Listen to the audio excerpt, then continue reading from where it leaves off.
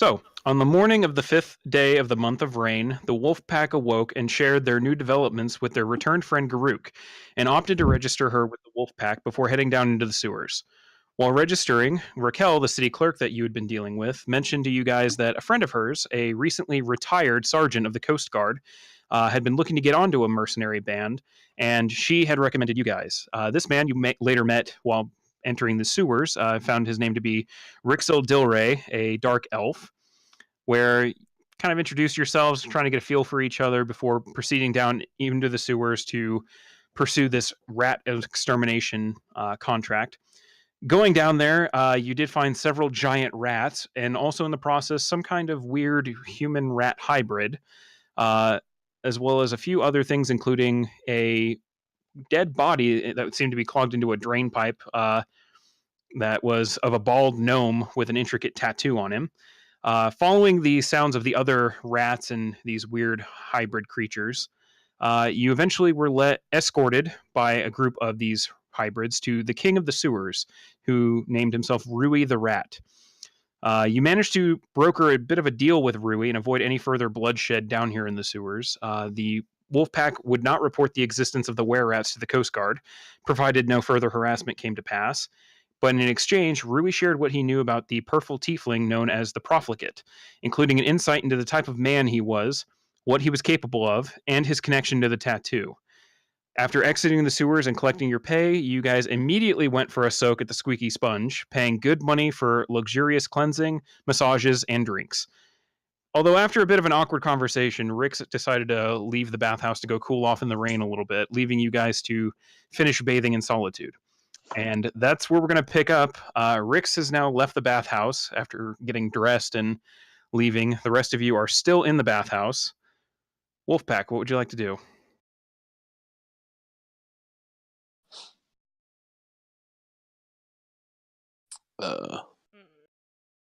Point of order, did any of that cut out at all? Nope. No. Sweet. Perfect. Okay. So, now, what would you like to do? Well, I mean, I feel like we've been at the bath for a while.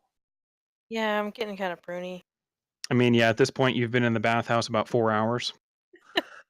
Maybe not in the bath the entirety of that time, but 4 hours in a bathhouse is a bit long. After being in the sewer, we kind of needed to soak. Fair. Yeah. We should probably go get our gold. You already did. After That's right. you already collected all your gold, cashing in the bounty and trying to see if there was any information about the other job that you were potentially taking for Baron Brendish. Right.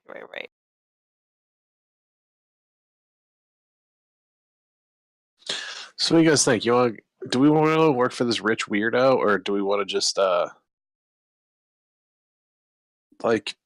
follow up on that whole bald gnome with a tattoo thing? Like, we know where this purple tiefling is also the guy we're looking for. Mm-hmm. Also, we know he's a fucking douchebag. Mm-hmm. So,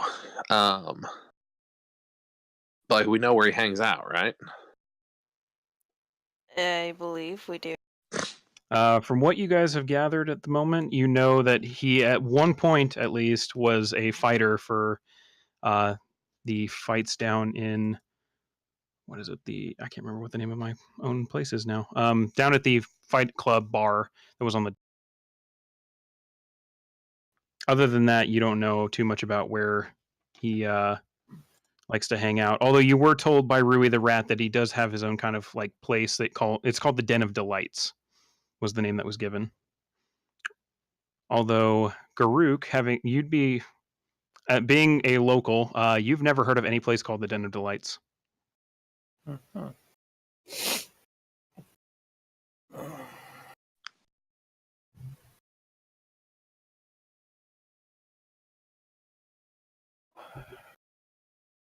I'm still outside, right? Yeah, you left. I don't know. Are you just sitting outside, or did you have something in particular in mind? Nope, just chilling. Okay. Although before we do too terribly much, After I got back into town initially, I think it was pretty apparent that I guess everybody kind of was going on. I do want to grab a hooded cloak at some point, just so I can keep myself hidden from any locals. That's pretty easy to do. Okay. The local kind of tailor's outfit is actually across the street from there. So during this time that you're waiting, if you wanted to hop over there, it'd be 2 silver. Cool. That'll work. And you get to choose what color. Something earth tone, just green will work. There you go. Throw that and walk back over. Or back in.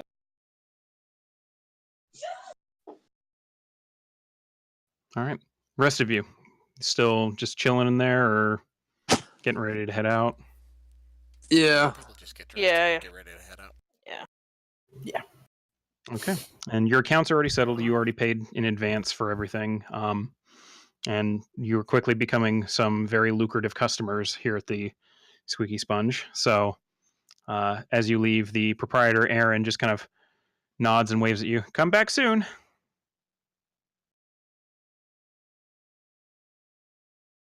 Will do. Hopefully we And don't have, waves and walks up. we don't have to keep going to real weird, gross places and we have to come back here.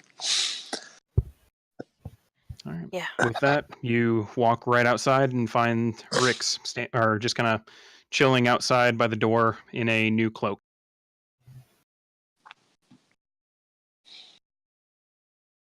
Any decisions, guys? Where do we move on from here? I don't know. Any suggestions? Yeah, group. You got any contacts still around? You can find about this Den of Delights spot. Honestly, I've never heard of this place. How about me? Have I heard of it? Go ahead and roll a history check real quick. We'll see how this goes.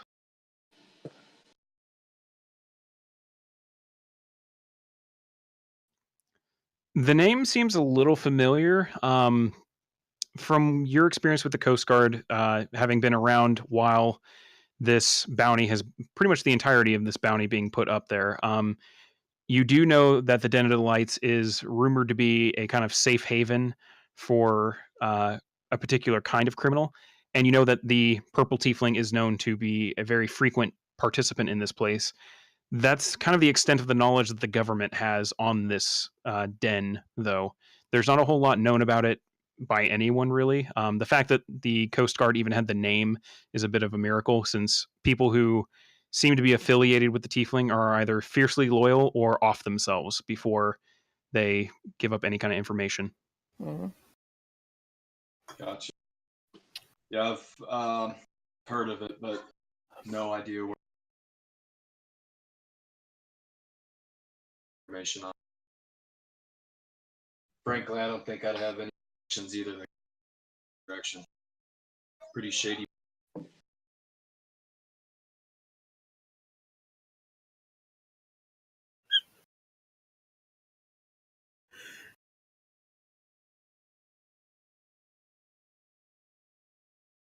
But if this tiefling's been known to frequent that Fight Club bar, we could hit that up. Somebody down.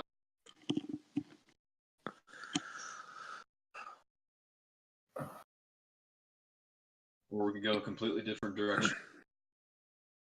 Yeah, when he was at the Fight Club, he wasn't exactly like advertising his presence, though, right? From what you saw, no. In fact, he was a completely different colored tiefling. The only reason you kind of caught flashes when he was getting hit, the whatever kind of disguise spell he was using to keep his identity a secret would flash every time he was hit. And when he was completely knocked out, that was when you had finally confirmed that he was the purple tiefling. But up until that point, anytime you had seen that blue-skinned individual, it seemed so. Yeah, because the tiefling's wanted by that rich dude for banging his daughter, right? Correct. That is from what you've been told, that is the reason the bounty is in place. Essentially, this tiefling was caught. The official charges are sundering the honor of a noble lady and burgling the manor of an esteemed imperial official. Apparently, he had an affair with the daughter and then robbed the place, and then led an entire brigade of imperial soldiers throughout the entire city of Corda, trying to track him down, and they never did find him.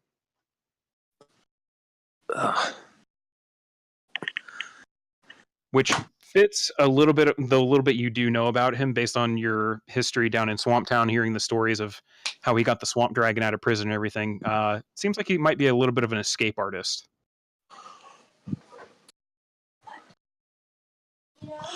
Right. Okay. Might be a little more than we can handle.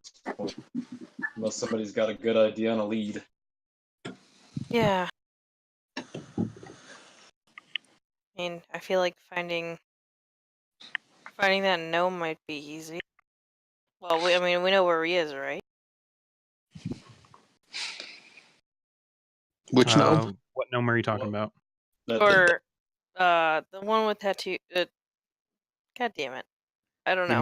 You mean the corpse that you found in the sewers? No. Didn't we run across someone else with another tattoo? You have not seen anyone else with that tattoo. All right, never mind. There was the bald gnome corpse that you found in the sewers that had it, and then you were later told by Rui the rat what that tattoo meant. Okay. It's been a while. It has been, no worries. I think I ran a check when we were down there too, and I didn't have an idea of where the sewer would have originated from, where that body was found. Right? I couldn't tell. Unfortunately, not. No. The sewers down there, you're not the most familiar with them. Yeah. But you also know that, just as a general thing, Corda's sewers always run from east to west, heading towards the coast. It was a little hard to kind of pinpoint where you were under the city, though. So it could have been, I mean, for all you know, you could have been far under the docks district area and everything. You know, at that point, the entire city could have been where that body originated from.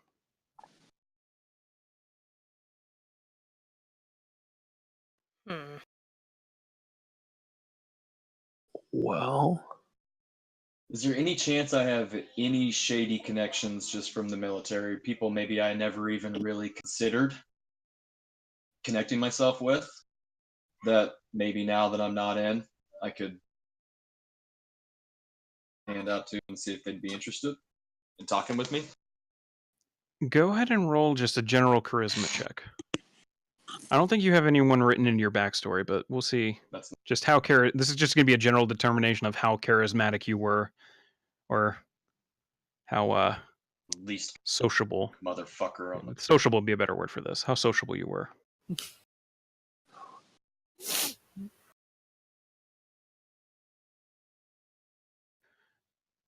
As far as you know, I mean, you've had your run-ins with different members of different gangs, things like that.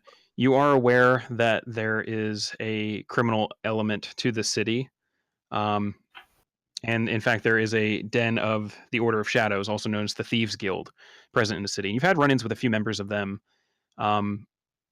There are probably a few like low-level contacts in there you could probably reach out to. But you also get the sense, based on a few conversations you'd overheard, that someone in this group might have better connections than that.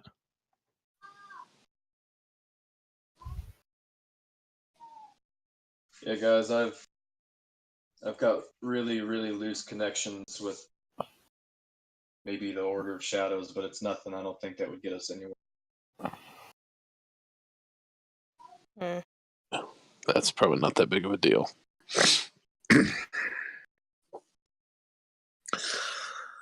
I don't know you guys too well. Is anybody from around here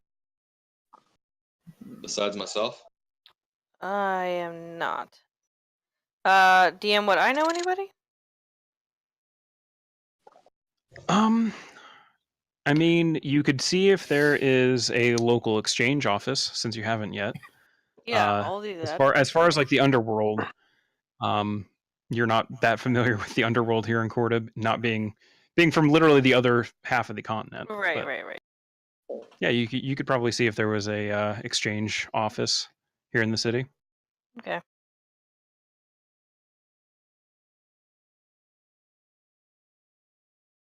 I mean, I could see if there's an office nearby, but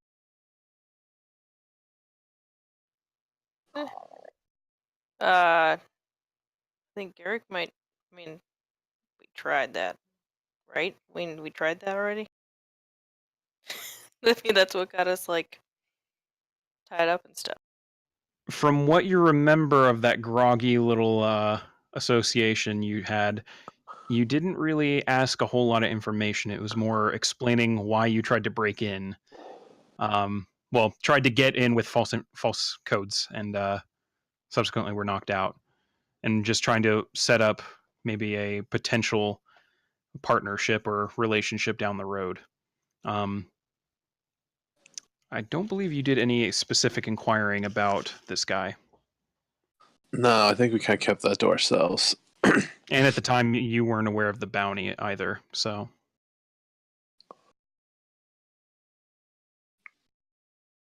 Yeah, we probably have to be a little careful with that. Yeah. That guild's not going to want us making a bunch of waves, and this dude seems like a pretty big mover.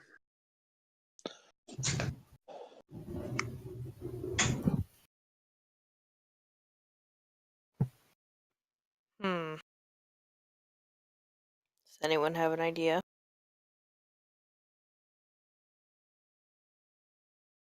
I mean, I guess we go.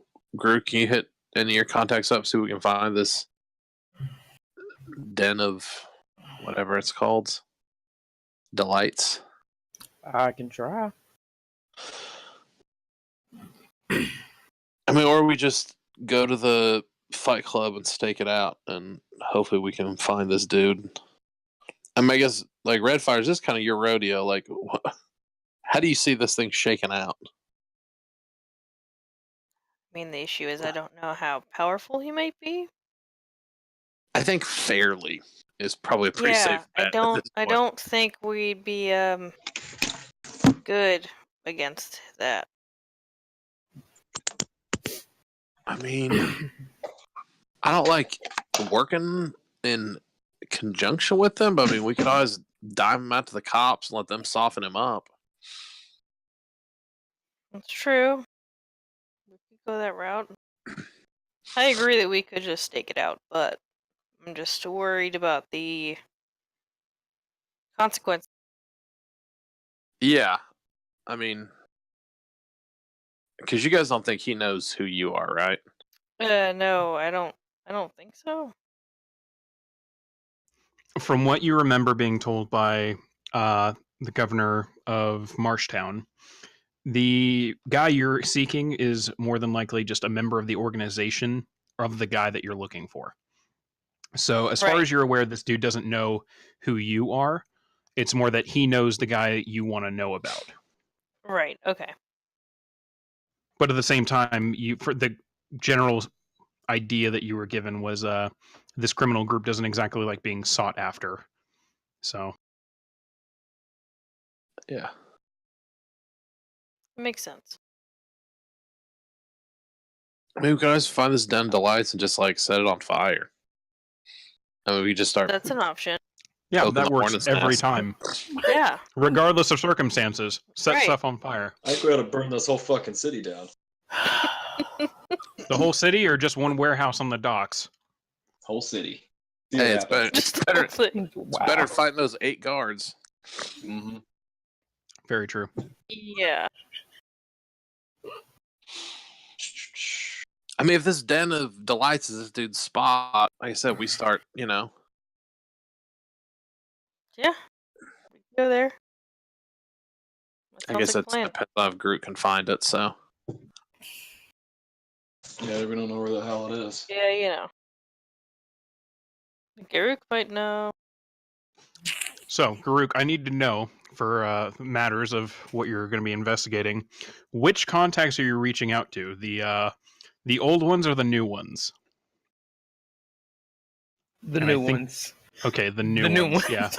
Okay.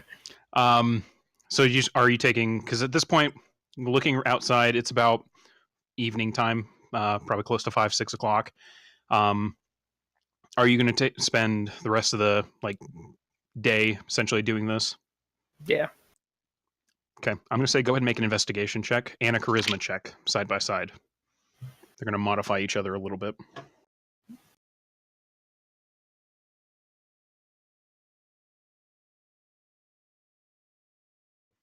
Okay.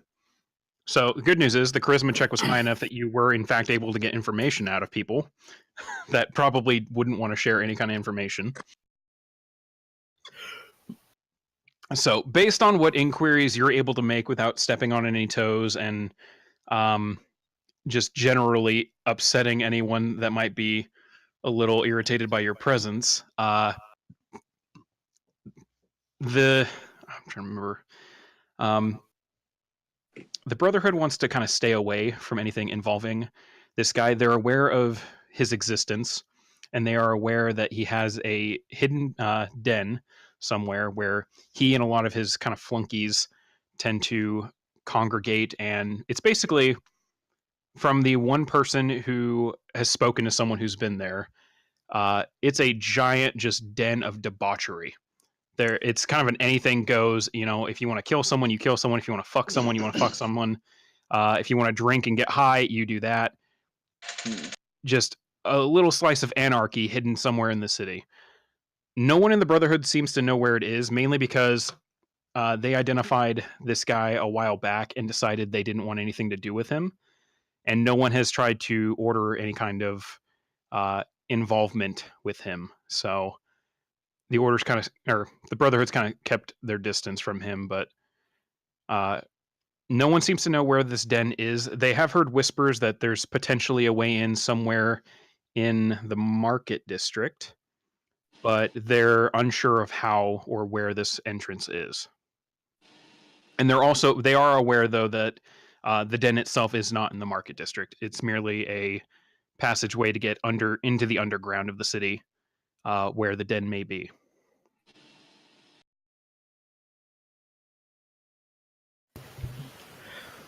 Okay.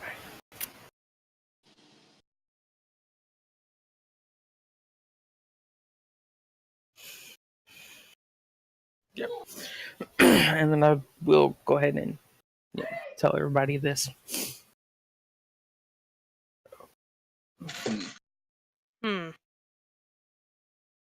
Are we heading to the market district? How big is the market district? No, I know it, but the market. Yeah, you've patrolled the market before, and you've lived in Corda your entire life. You're fairly familiar with the market district. The market district is pretty big. If you're looking at the map, it's that section right by the bay that has a fuck ton of little green numbers denoting business. Oh, so it's like where we are. Basically, yeah, you guys are in the market district, and staying in the market district as well, since the Captain's Cabin Tavern is within there.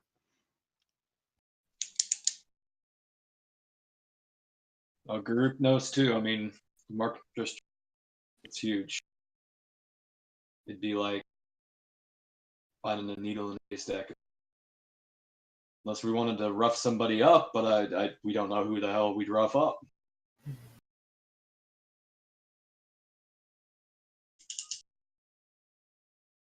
And even if we find the passage, shit, the den.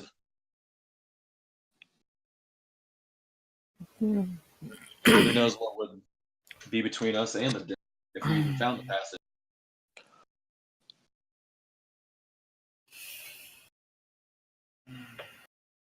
True.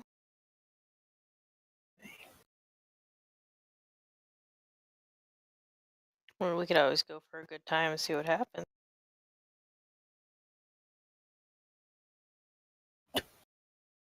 Did they have you at drinking?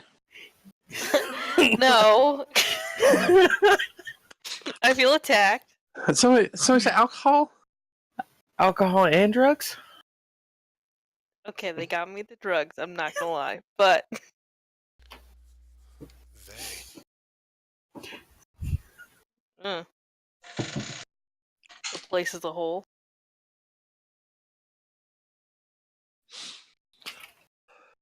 Let's see. We could always dig stuff up while we're there. Yeah. For the record, by the time he found this information, since he was spending the rest of the day doing so, it's probably about 8, 9 o'clock. Maybe tomorrow. Yeah. Yeah.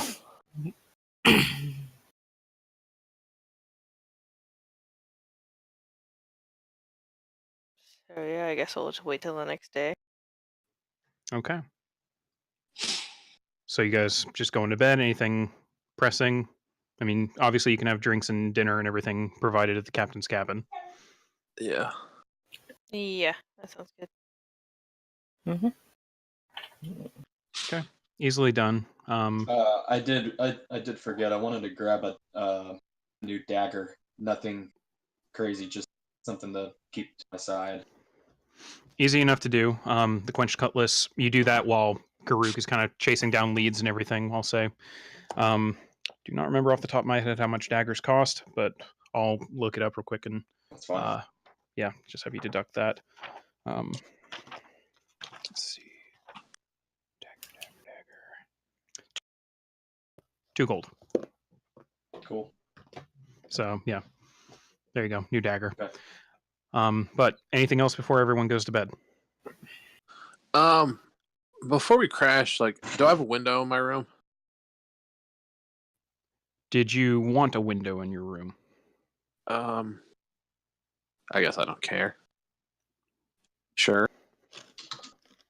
I'm just saying, 'cause if I did have a window, I'd send Elvis out to scout because I'm still a little sketched out by somebody watching. Like, and we haven't Dice has noticed. spoken. Yeah, that's true. You haven't noticed him lately, not since the other day. Okay. You do have a window though, so if you want to send Elvis out there, you can. Yep. Yeah. Okay. I'll bring Elvis back and send him out the window and. Okay. Go ahead and roll a perception check for Elvis. Okay.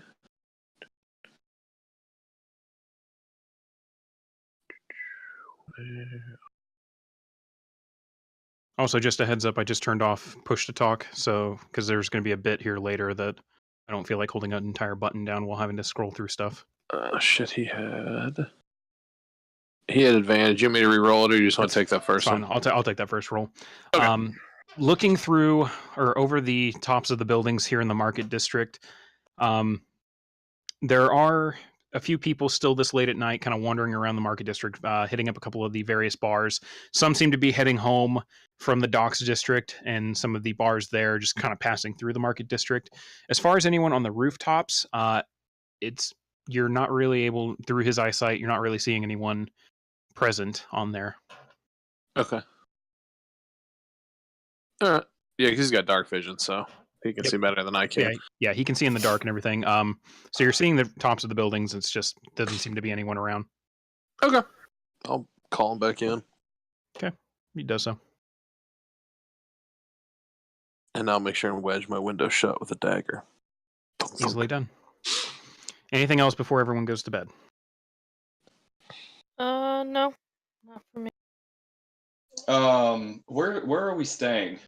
Am I sleeping in my own quarters or am I with the group at this point? I guess we never really decided. I guess everyone thinks I'm super cool by now. Well, the rest of the group all have separate rooms at the Captain's Cabin Tavern down in the Market District. If you'd like some rooms there, or a room there as well, you are more than welcome to get one. Yeah, I'll grab one. I'll stick with everyone. Okay. How long are you wanting the room? They rented out the room for a couple of days, I believe. So. Can I go day to day? Yeah, you can do day to day. It is 2 silver a night. So. All right. And if you wanted a companion, that is also 2 silver.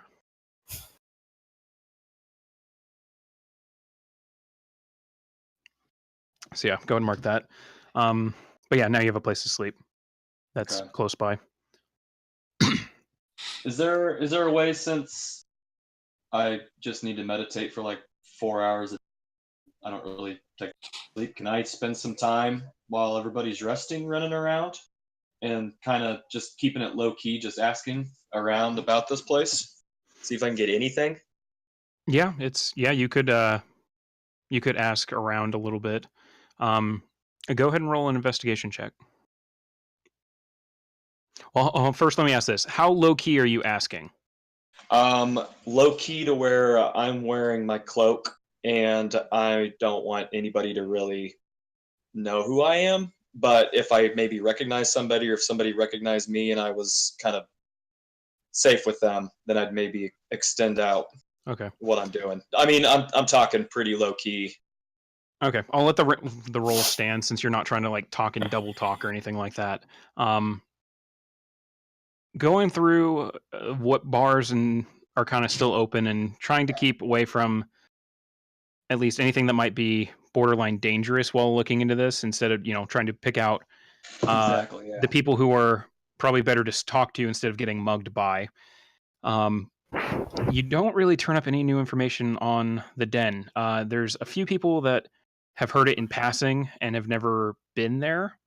The reputation that they seem to give, like they kind of talk about of it, isn't a very pleasant one to them. But they're also not the kind.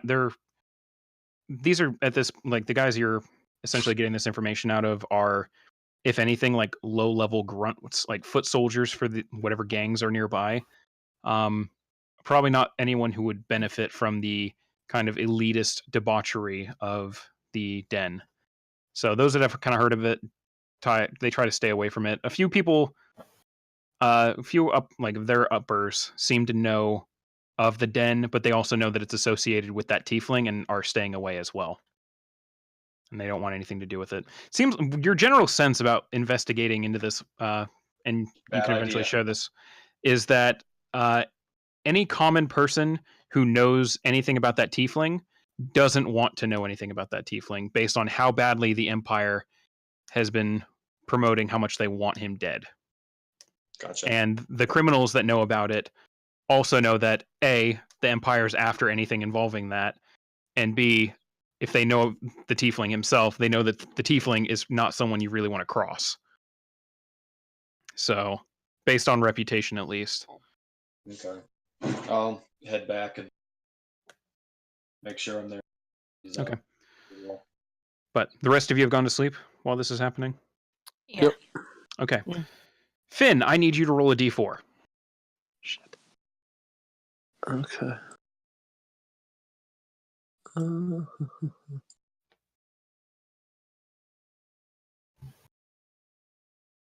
Oh, that'll make things interesting. Okay.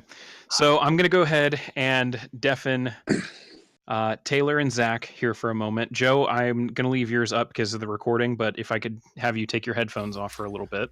Not a problem. Meanwhile, Matt and Kendall will be going on a bit of a trip.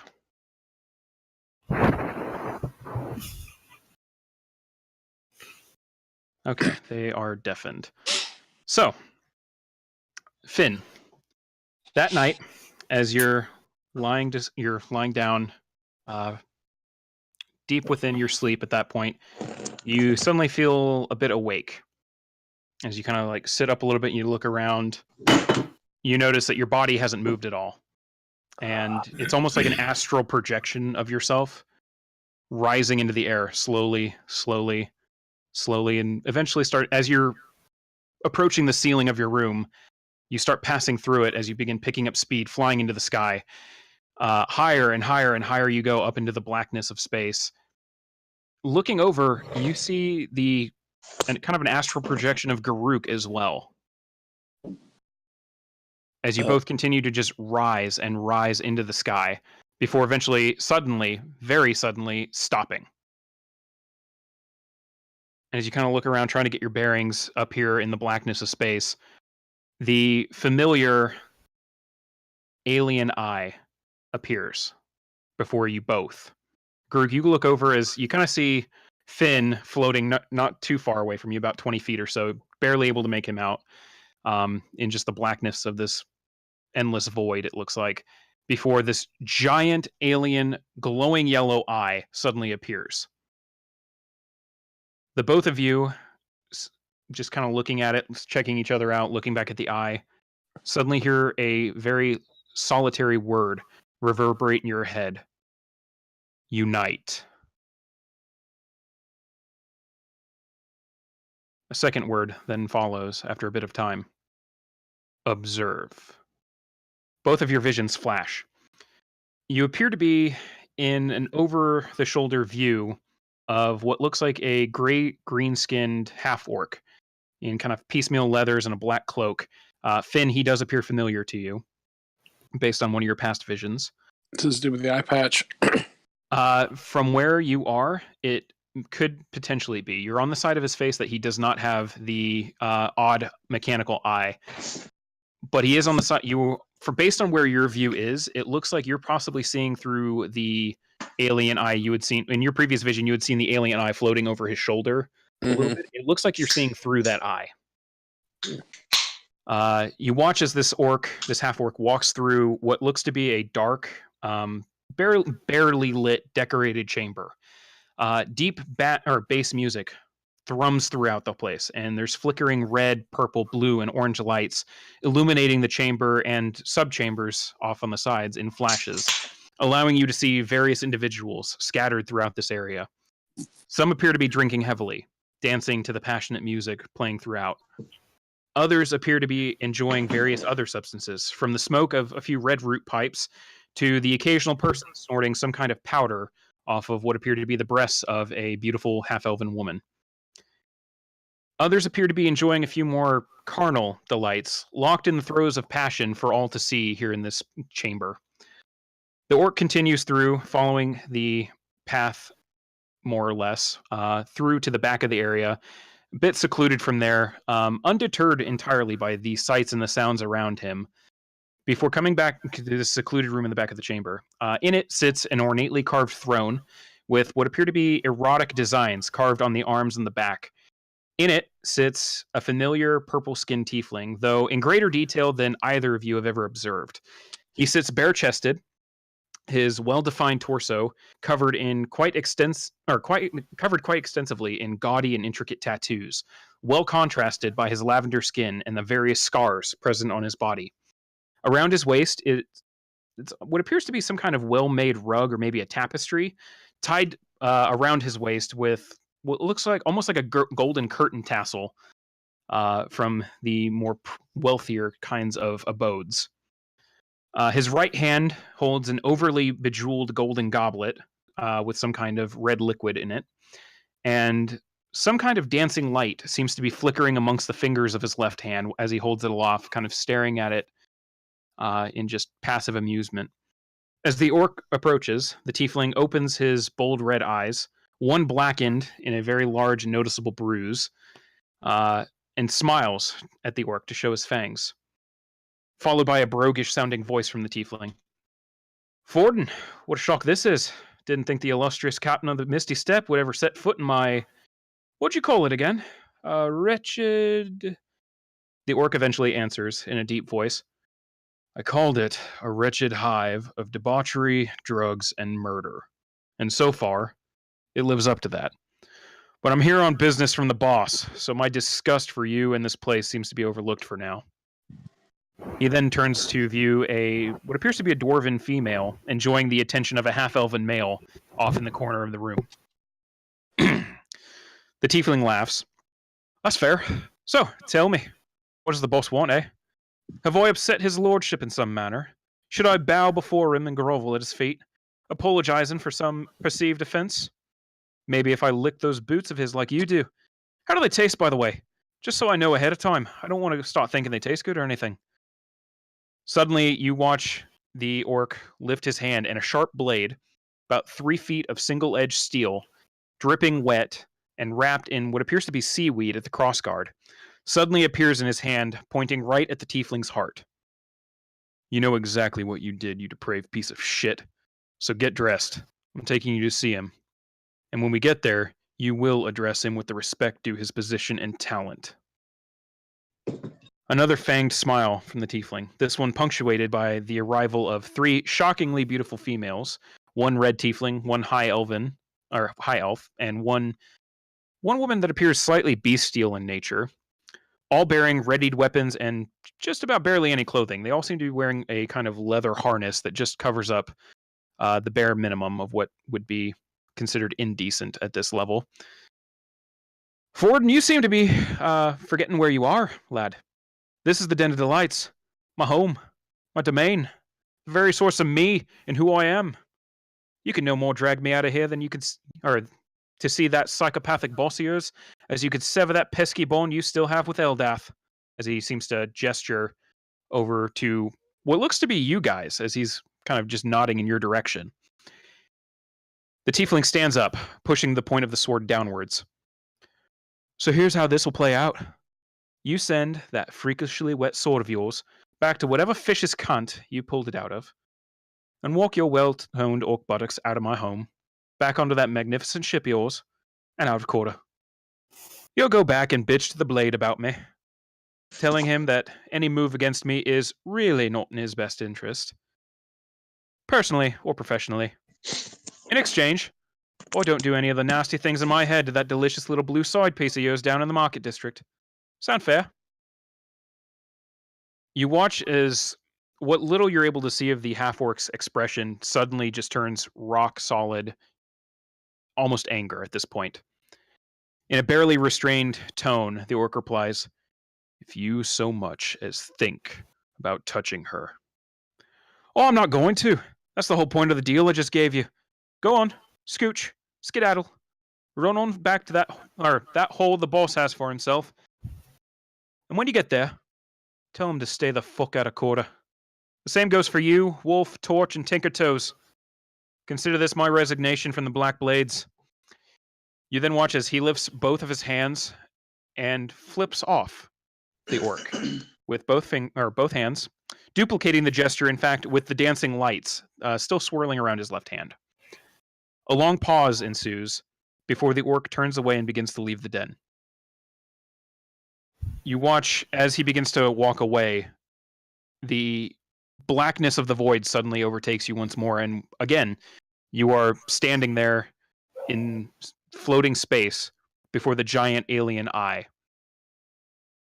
It looks both into you and seems to just pierce into your soul, and once again you hear another word ring out through your mind and body. Opportunity. You then both watch as the eye suddenly vanishes, and you both feel yourselves falling faster and faster through the air before eventually slowing down, coming through the roof and ceiling of the captain's cabin, and residing in your body once more. And the both of you come awake. I'll go ahead and undeafen them.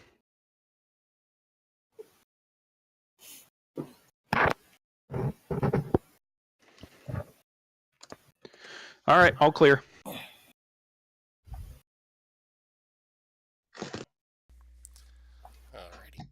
Oh, cool. So, with that, the rest of the night, you continue sleeping, waking up eventually the next morning. What would you like to do?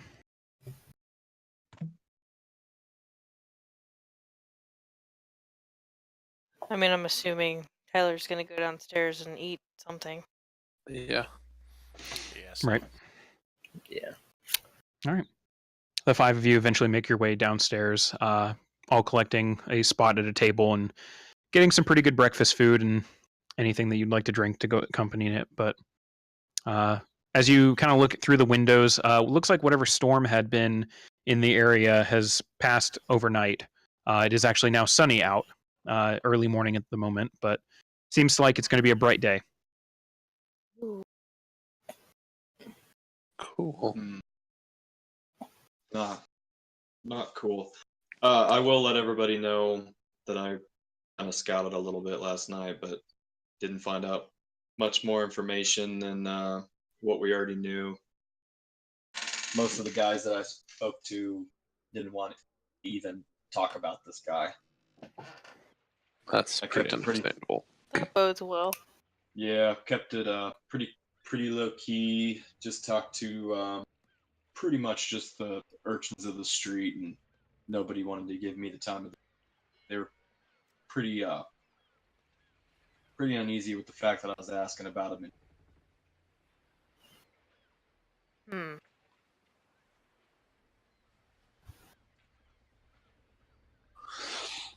Yeah. Yeah, this dude, How'd y'all sleep? Good? Yeah. yeah. Yeah. Felt alright. Good. Pretty normal night.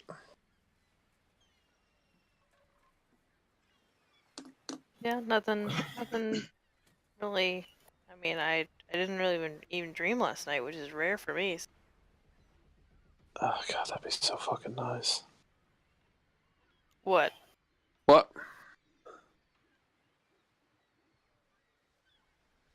You were mumbling something. Oh, you said just nothing. Just not the not dreaming part. That must be nice. Oh. All right. You don't dream. God, I Drink too wish. much. Yes. Yep, sometimes they're weird. What are you dreaming about? All kinds of weird shit.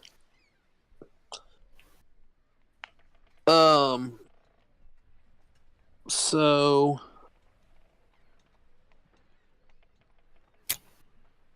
yeah.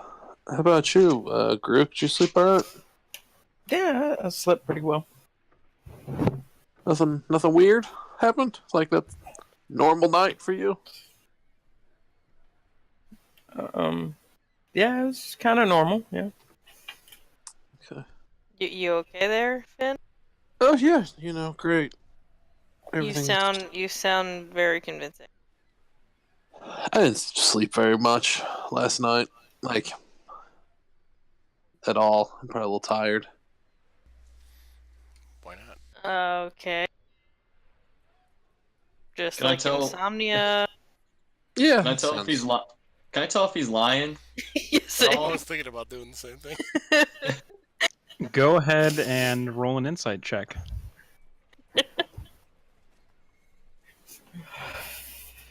Yeah, standard Joe rolls. Wow. For Zach's Plus fucking benefit, 7. Matt, were you lying? No, I didn't sleep at all. Nope. Telling the truth. Did not sleep.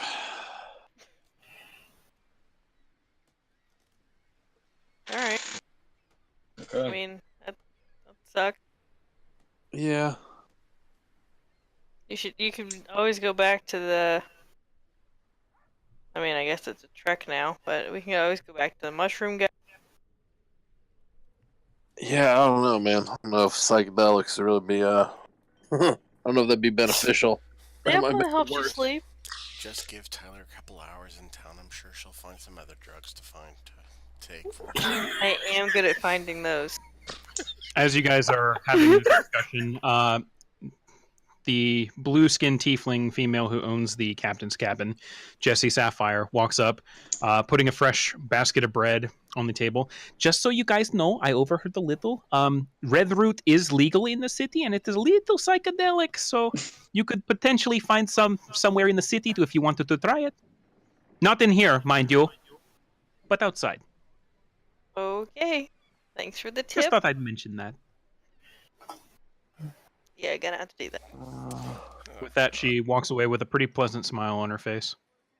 I don't mean right now, just before we leave. Yeah, whatever floats your boat. That does float my boat. I know. Anyway.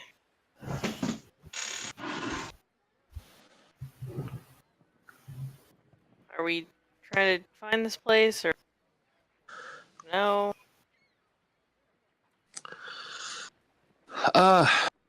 Yeah, I mean, it doesn't seem like this place is a good spot exactly to find. Yeah. Well, I mean, what else do you recommend? I don't know.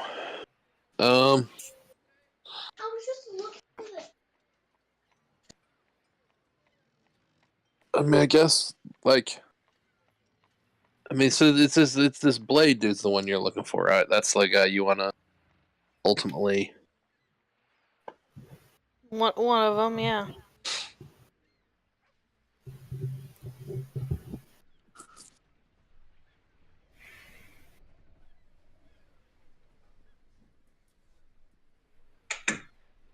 And I don't really know a better way to get information. Yeah.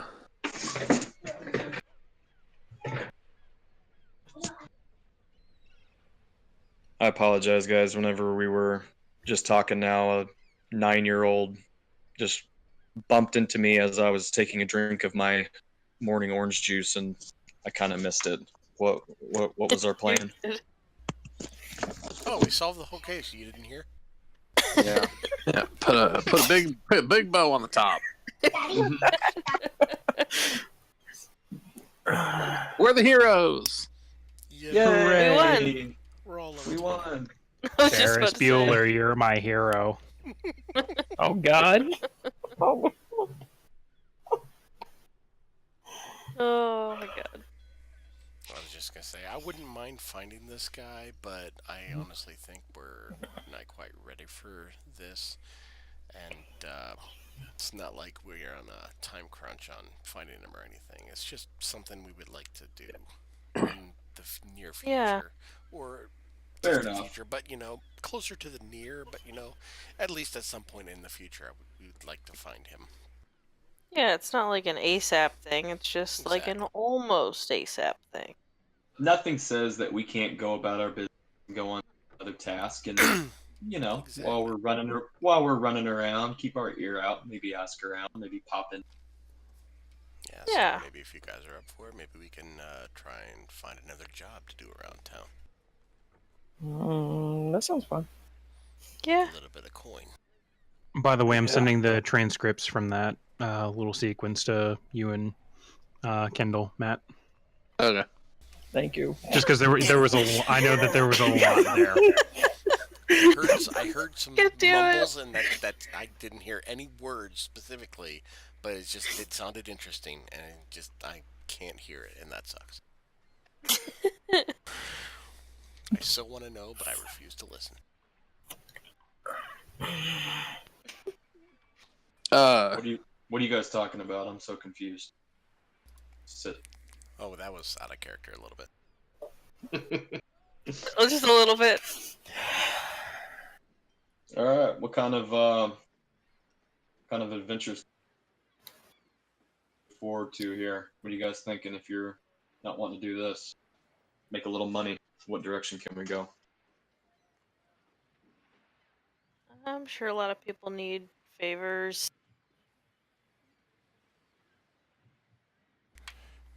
See if there's any more jobs available, like the rat one we had. The official route? Yeah, probably the safest way to go for now. Yeah, we can go find out.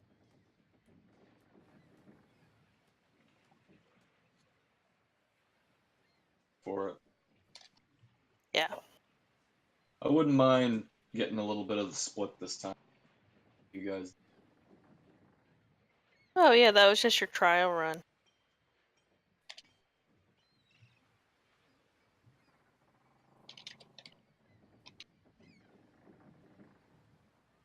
So she'll finish her breakfast and pack up, I suppose. Okay, easily done. For you, Tyler, go ahead and roll an insight, just a general insight check, real quick. Mm-hmm.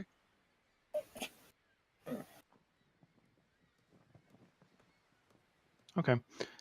You kind of notice something as you're, getting your stuff ready for the day. You come back down. The rest of the party is still gathering up their stuff and getting, prepared to head out from the bar. Looking over behind the bar, you still see the owner over there, Jessie Sapphire. She's got a pretty kind of almost like a glow about her, and based on that insight check and just your general knowledge, you're fairly aware of what that glow probably signified. Someone got laid last night. Okay.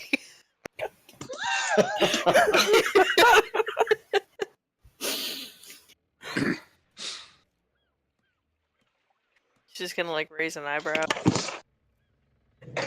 and go back to the table. So, you checking out the bartender, Tyler? I mean, she just looked really happy this morning. Yeah. Like, happy how? I mean, you know, she kind of wiggles her eyebrows a little.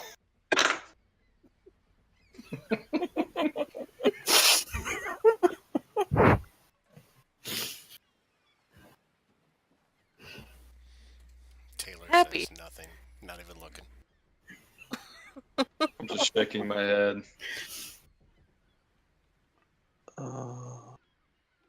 Wait, like you think she's happy this morning because she had something happen last night? Yeah. Oh, fuck. Okay. Well, that's... Why are you so curious? Her encounter might have been with somebody who works for the Blade. And you know this. How exactly?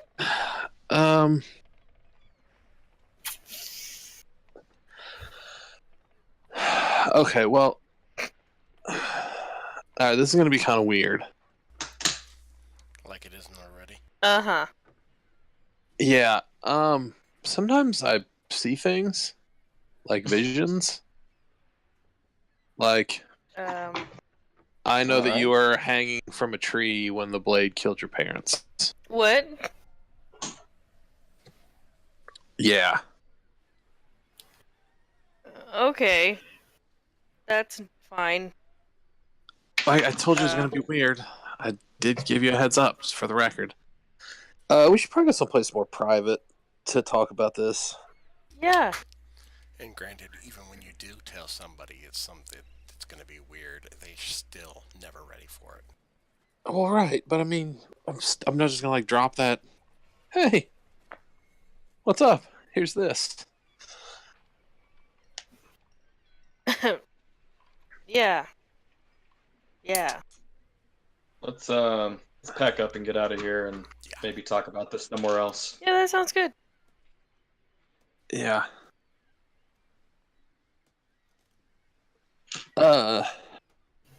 Okay. Where are you guys heading? Are you just heading up to your room, or? Yeah, that's probably fine. Yeah. Okay, you guys easily done. Are all of you present?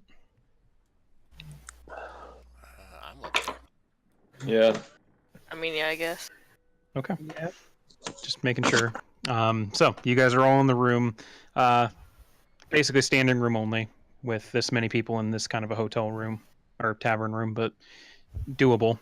You're not like, on each other or anything, like fighting for space, but you guys are all in the room together.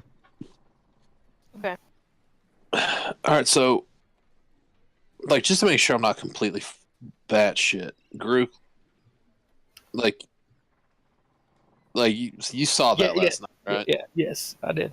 Is that the first time you've ever seen stuff like that? Or is this normal for you? No, that's the first time. What are you guys talking about?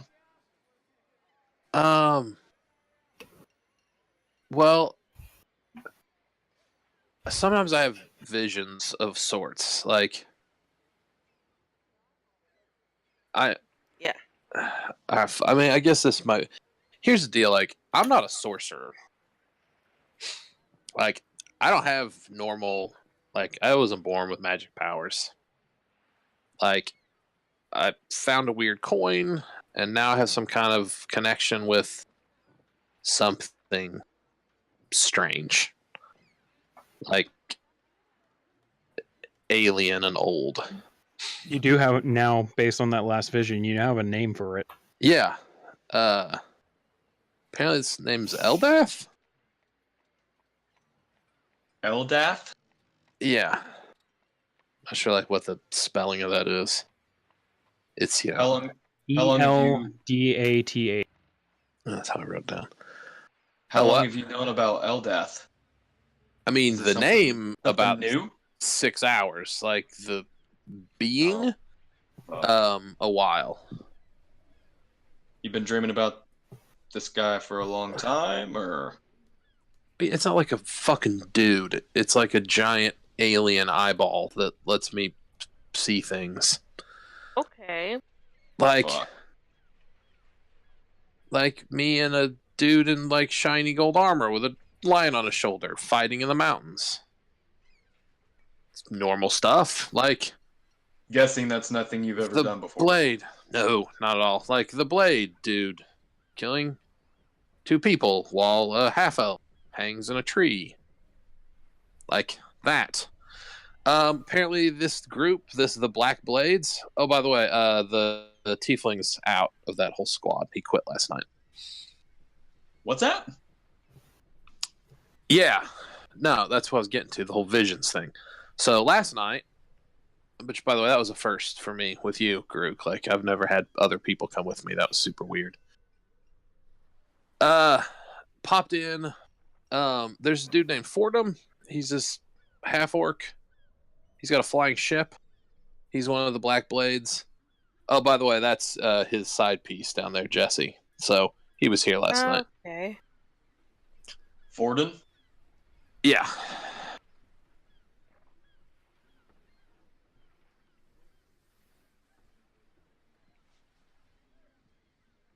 Yeah.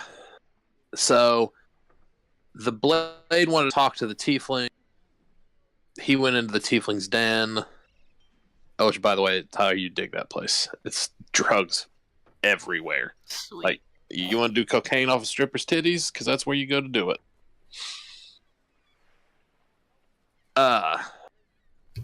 So Ford went to go get this dude. This dude basically told him to take a hike and kicked him out. Grook, I'm a little. It was a little. Were the bondage strippers? Were those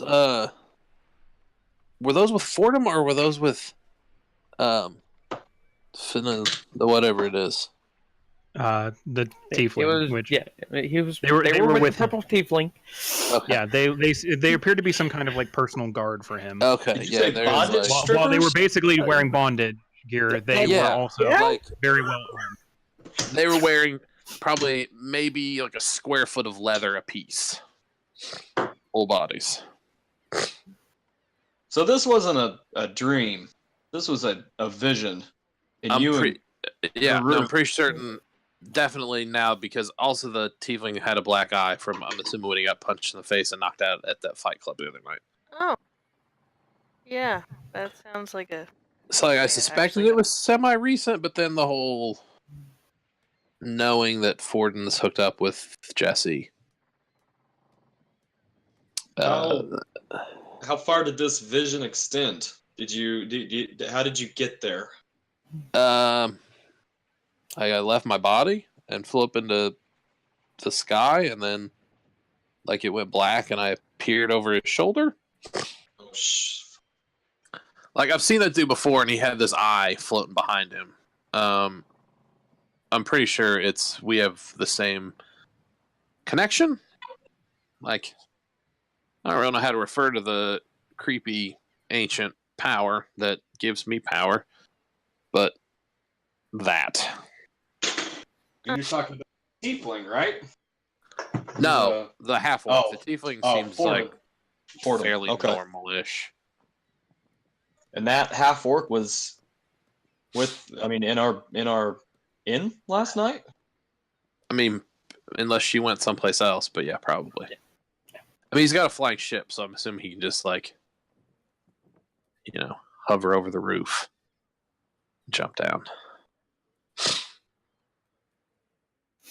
That is a lot of information. Yeah.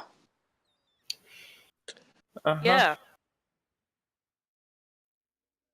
Try experiencing this shit for the first time. You Yeah, always try- remember your first.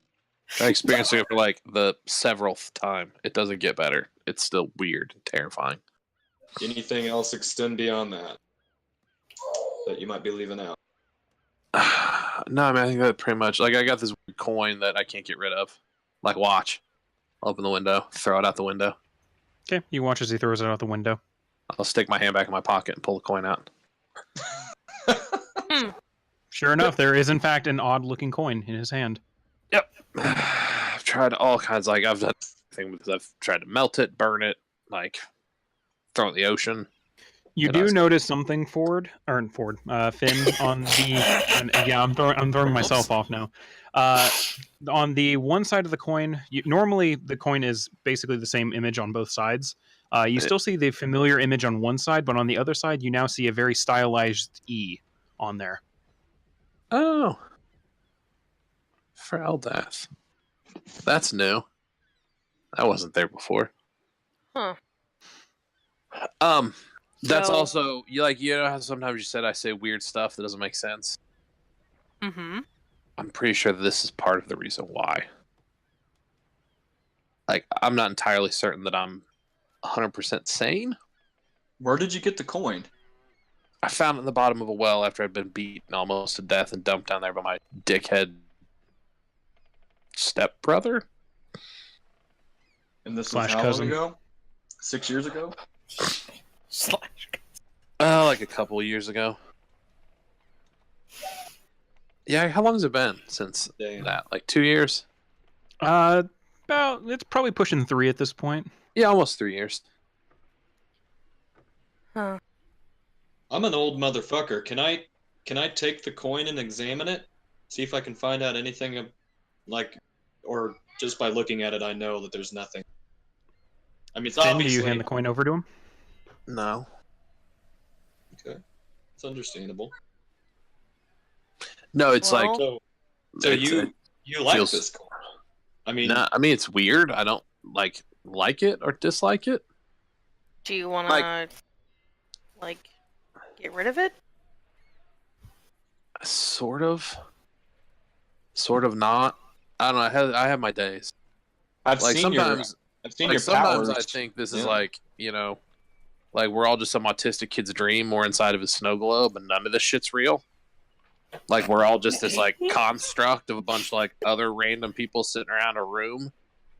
So I mean, sometimes it's super weird, and I don't like it. And sometimes I'm like, I can shoot fucking energy blasts out of my hands and do awesome stuff. Like I have a fucking dope pseudo dragon that flies around. And you couldn't do any of that before. No, not even close. I was a thief. Like I broke into houses. Like I was a mid-level capo in a fucking street gang in Hilltown. In your vision, it's giving you the impression that this Forden might have the same connection. Yeah, I get that. There's like the same eye that I've seen a couple times kind of hangs out over his shoulder. Oh, and he had this weird sword that appeared in his hand. Pretty sure that's not normal. And the tiefling referred to his connection to Eldath.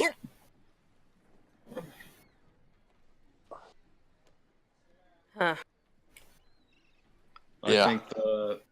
I think the only question left at this point is who's going to go talk to Jesse.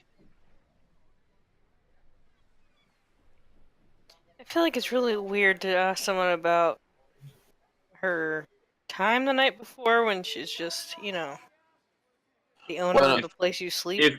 If you got I the mean, impression, full disclosure, this Fordham dude's like tight with the blade. Like, their like Lord is, I believe, what he referred to how the blade should be identified. So, Yeah. like, I don't think this cat's going to be on our side. Right.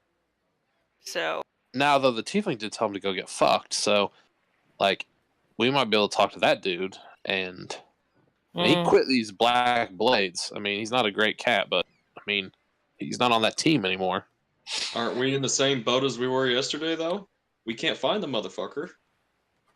Well, yeah, because we were trying to be subtle. I mean, like, we know where he hangs out. I mean, we can just approach him. It's just when we thought he was part of the Black Blades, and he was just going to straight up murder us instantly.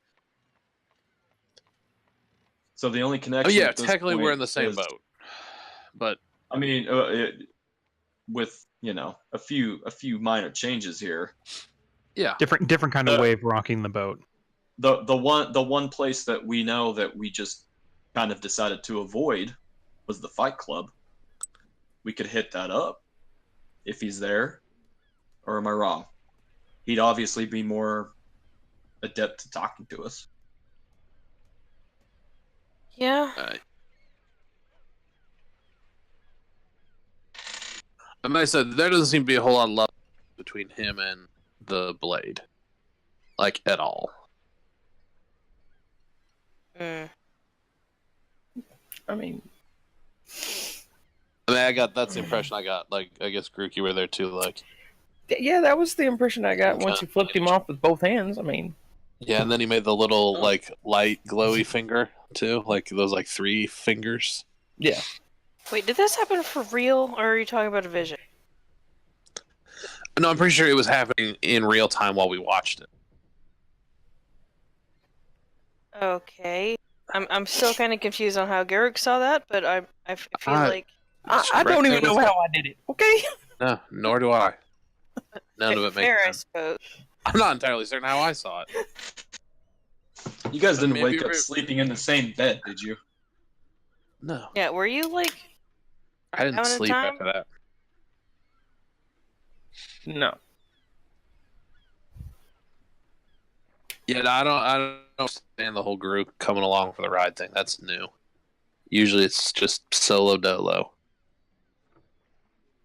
I've seen some pretty crazy shit in my life, and this sounds pretty bizarre, and that coin is a little frightening.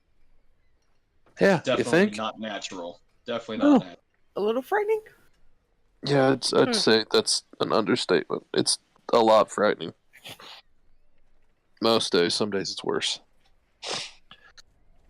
Yeah, so yeah, there it is. Well, thank you for being on it. Are we kind of stuck where we were in the beginning, or do you think it'd be better to talk? I don't know, Finn. How do you feel? Yeah, what do you think? I mean, I think the visions I'm seeing.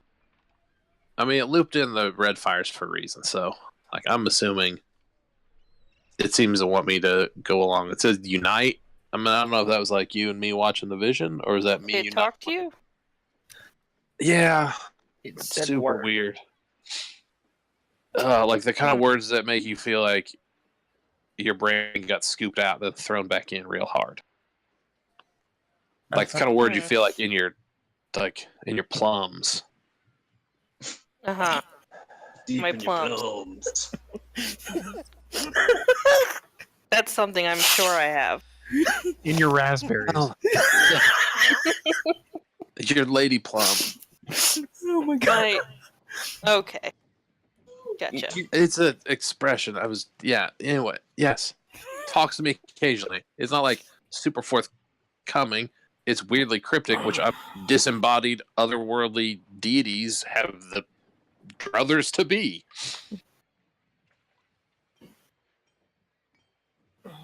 So that's our direction then? So we're decided on? I would say yes.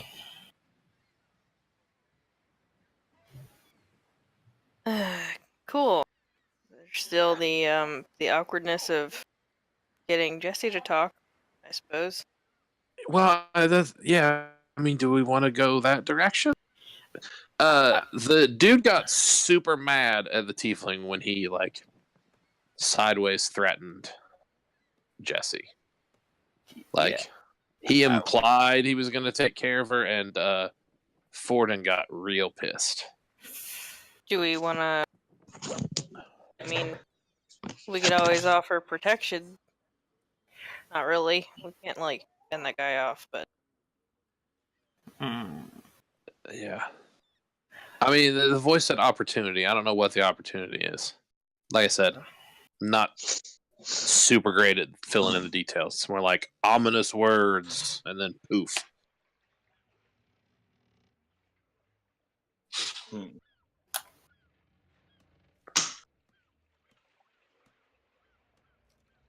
So I mean, I'll It sh- I'll, sounds shrug, like- I'll shrug this off, and I'll just go with whatever you guys think. This is some weird shit. I mean, it sounds like if it told you opportunity, then we should probably go that. What Can I you mean, make it? Can you make it mad? Like, does it get mad at you for That's not a good doing question. I Very good haven't question. yet. I've just always kind of done like it nudges me in a direction. I just don't tend to go that way. I don't even know if I have free will anymore. Like it might not even be me. Like I might not even be driving. It might just tell me to do stuff. I just have to do it. Like am I with you guys because I want to be, or am I with you because it's making me? Roll a wisdom Okay. save. What is reality? Watermelon. I was kidding. You don't actually have to roll a wisdom save. I just figured I'd check. Oh well. Oh, Oh, It's a good thing I don't actually need that. Yeah. No, I don't know. I will never know. I have no answers. Dun, dun, dun.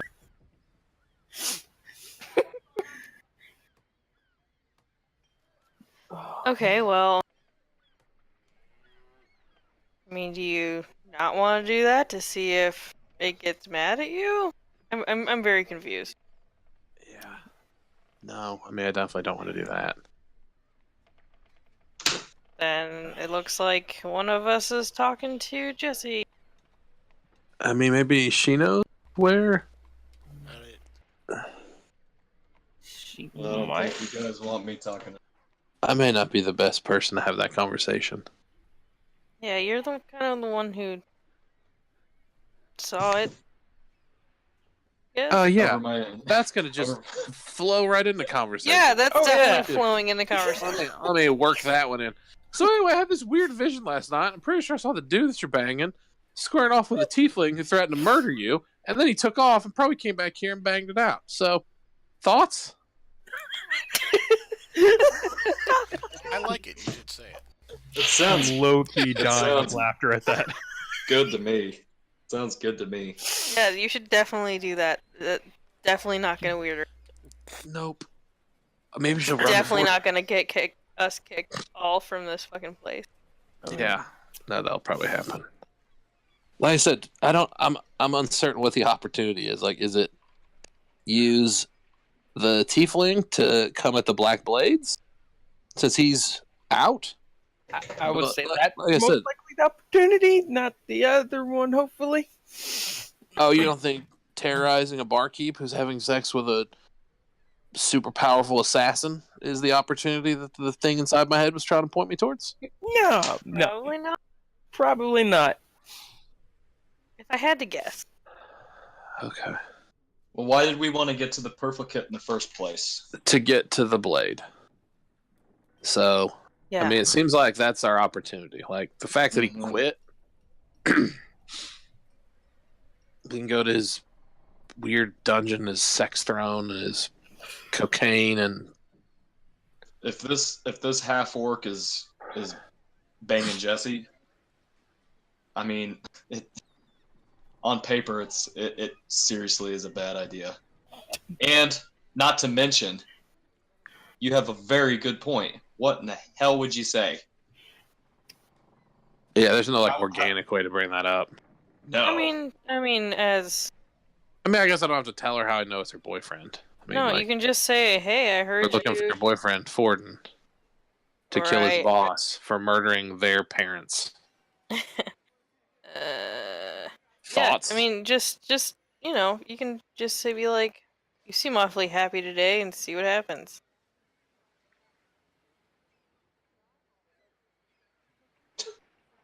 yeah. I'm gonna need a drink for this. At 9 in the morning. Yep. So that was out of character. Listen, Judgy Boots. We all know your thoughts about drink. Day drinking Oh, is yeah. fine. Character, so.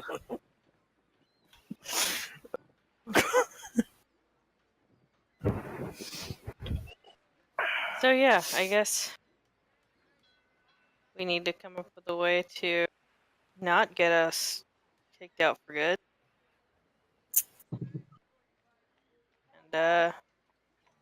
do that Oh, maybe. there's like 3 of those black blades, right? Or like there were like 4 or 5 of them, right? Do we know who all of them were? You have the names of a few of them. In fact, based on what you heard the tiefling saying last night, you have several nicknames for them. Yes, 3 of them. Yes. So as far as you were aware, prior to the tiefling quitting last night, there was him, there was Forden, there's one that seems to be called Wolf, another one called Torch, and one that he called Tinker Toes. Yeah. I think one of them is that northerner bird that the dude on the boat was looking for. Based on what you got from the governor of Marshtown, that's a reasonable assumption. You believe that they're probably the same person. Yeah.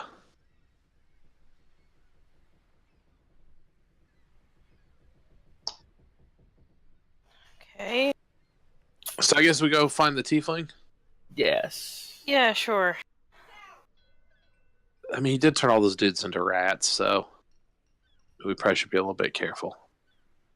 I mean, at this point, I'm not even certain I can die, so I say we just jump in. Are you saying that you will sacrifice yourself if necessary? No, I'm just saying that I'm not entirely certain that I can die.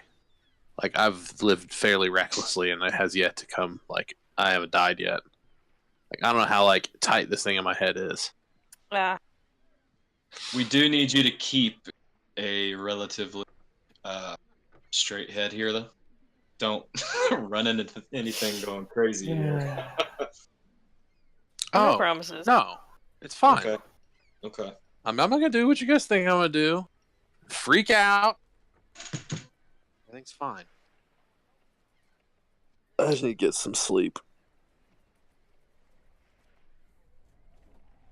So yeah, I'd say we just go to the fight club. All right. Find this tiefling so we can avenge the families and figure out whatever. Woo. All right. So you guys are heading to the Shellac Shillelagh? Yes. Yeah. Okay. You guys begin to head out from the captain's cabin. As you guys are walking out, as the door opens, you guys are stepping out. You hear Jesse call back to you guys. You guys have a wonderful day today. Thanks, Jesse.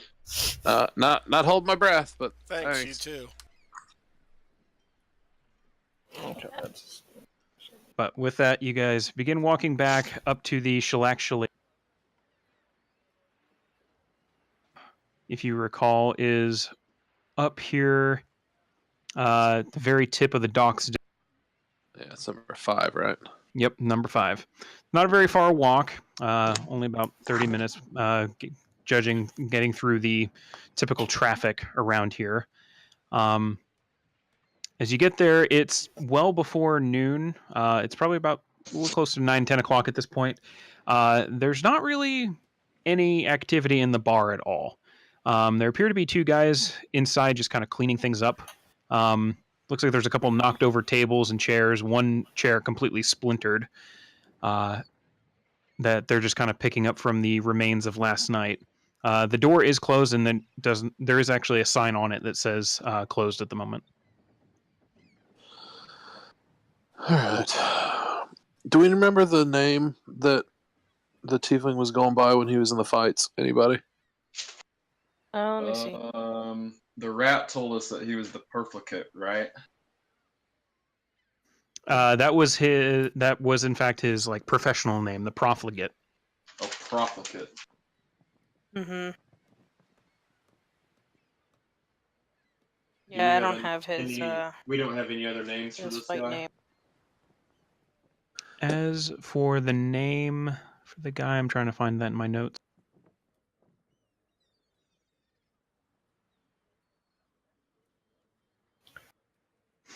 He fought. Yeah, you guys thinking about it long enough, I won't have you roll for it. You do eventually remember that he fought under the name Lucra. That's right. And at the time, he didn't appear to be a tiefling. He just kind of appeared to be a blue-skinned man. Yeah, like Just the tailors, right?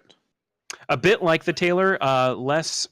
I mean, the tailors have a few interesting facial features that make them less human. Kind of a really thin, like almost flattened nose to their face, elongated cheekbones, things like that. Just enough that they don't appear human at all. This guy just looked like a human, but blue-skinned.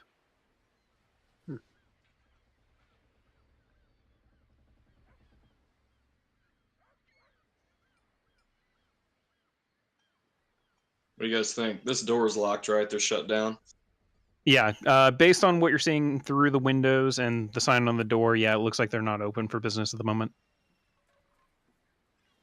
I'm gonna pound on the door. Just the front door. Okay. Just see if I can get the attention of the guys cleaning in there. Okay. Oh, you're not- One of the guys, about mid-20s, human, walks up to the kind of glass door, just looks at you, has a weird look on his face, and points at the sign. I look back at the group and check their facial expressions to see if they think this is a good idea or not. What? Like you know you're not a cop, right? Still ask around.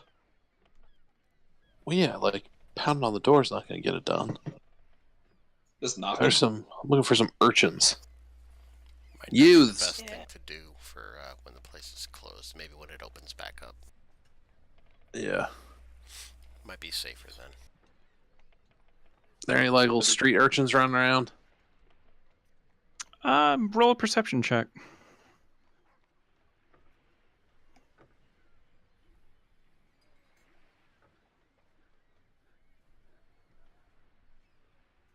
I mean, where you are right now in the docks, they're not any immediately. You do remember seeing a few streets back, more inland.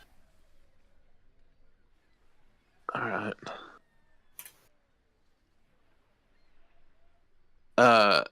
Yeah. We just need to find Lucra, right? Let's go find one of these little street urchins. Give him some cash. Let him go find Lucra. All right, sounds good.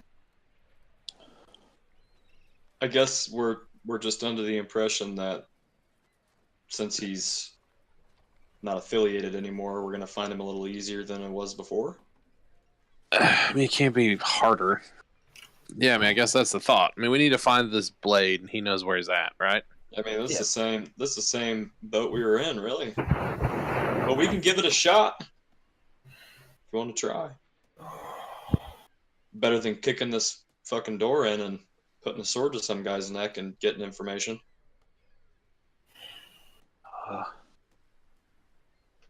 Yep. Okay, so you're going for street urchin. Yeah, like hang black. Like we don't all like mob around this kid. So Find the most sober-looking one. I want the little drunk kid. I want to see how that would RP out. Oh, see, I can do a drunk really well, but I'm not sure I could do a drunk kid.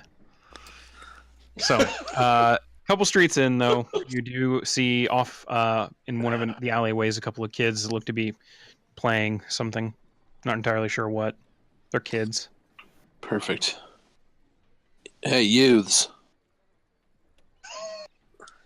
They just kind of they stop what they're doing, looking at each other, looking at you, kind of trying to figure out whether or not they should bolt or. Is everyone behind you? Like No, I'm not even close. We don't want this to be. too Yeah, intimate. no. Yeah, we're definitely standing back. I'm just like sitting against a wall or something. So, hey, y'all know the fighter up there named Lucra? You mean the one that got his ass kicked a couple weeks back or a couple days back? That's the one. I mean, we watched him get his ass kicked. You know where he hangs out? Well, like he seemed like, people around knew him. They just kind of look at each other a little bit before one of the younger ones just kind of finally chimes in. He shows up every once in a while, every couple weeks or so to fight. Not very, regular. Huh. When he's not fighting, does anybody know where he hangs out? I'll pull a silver out, Their eyes kind of get wide. flip it across my fingers. We can ask around. We got friends. Yeah. Tell you what. Somebody comes back to me and tells me where this dude can be found, just for conversation. It's nothing diabolical, but if you can find out where he hangs out and where I can find him, there'll be 2 of these in it for you. Okay, if we find anything out, where should we find you? Meet me back down here tonight. If you don't find anything tonight, we'll just make it tomorrow. Meet me back down here tonight no matter what, and then let me know what you found out, and then we'll figure it out from there. Okay. And the 3 of them just kind of run and scatter. Point of order. The twins, while you guys are kind of sitting back, watching this happen a little bit, thinking on potential things to do, you do remember part of the conversation with the governor that seems to jump out at you a little bit. You have a way of getting in contact with this guy. Yeah, I was just thinking. I was like, I'm pretty sure we did. So I looked at my notes and sure fucking enough. Oh yeah, we're supposed to tell something to the crier. Yeah, I mean, I can always send a message to the crier. They would to meet another day. So, I mean, it would give us contact, maybe not with him, but with a contact of his, which doesn't really help in our situation. Yeah. Yeah, the way it was explained was essentially you pay the crier to announce a very specific phrase, and a agreed amount of period time later, at a designated spot behind Tarkin's treasures, either the profligate or one of his men would arrive to see why they were contacted. I think we said a few weeks ago there's something that we want to talk to him and we don't really want to talk to his contact, so that's why we were coming up with some other way to talk to him.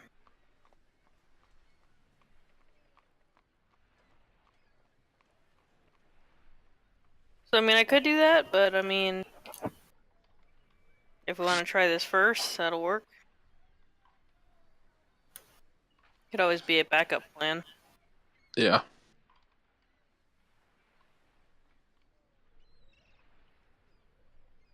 Yeah. So, is that good? We gotta stick to that. Fine with me. Yeah, give it a Okay. shot. Sounds good to me. Okay. So now we wait.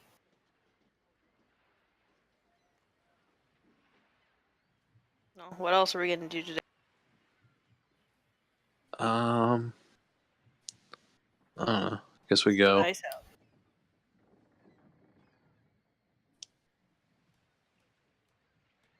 You guys do have the other bounty that you could potentially go do. Yeah, I mean, I guess we can do And- that while we're killing time. And it's a couple of days. Yeah. It's been a couple of days since you've been by the municipal. It's always possible a new bounty has been posted. Let's go. Yeah. Yeah. See what we got. As a reminder, the bounty that you had picked up, or the exact note on there, if I can find where the hell it is. Okay. Baron Brendish of Corda, seeking to hire able-bodied mercenaries and skilled peoples. Inquire with Steward Norris at Brendish Estate. Temporary pass can be obtained from municipal authorities. Job details to be provided upon hiring.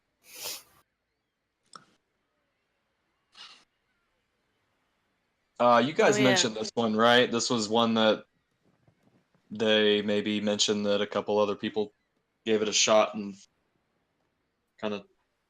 Yeah, I think Walked they said away this from it. dude's eccentric. From what you guys were told, the Baron Brendish is known for being kind of an eccentric kind of personality. A few other mercenary groups had inquired about the job, but opted not to take it.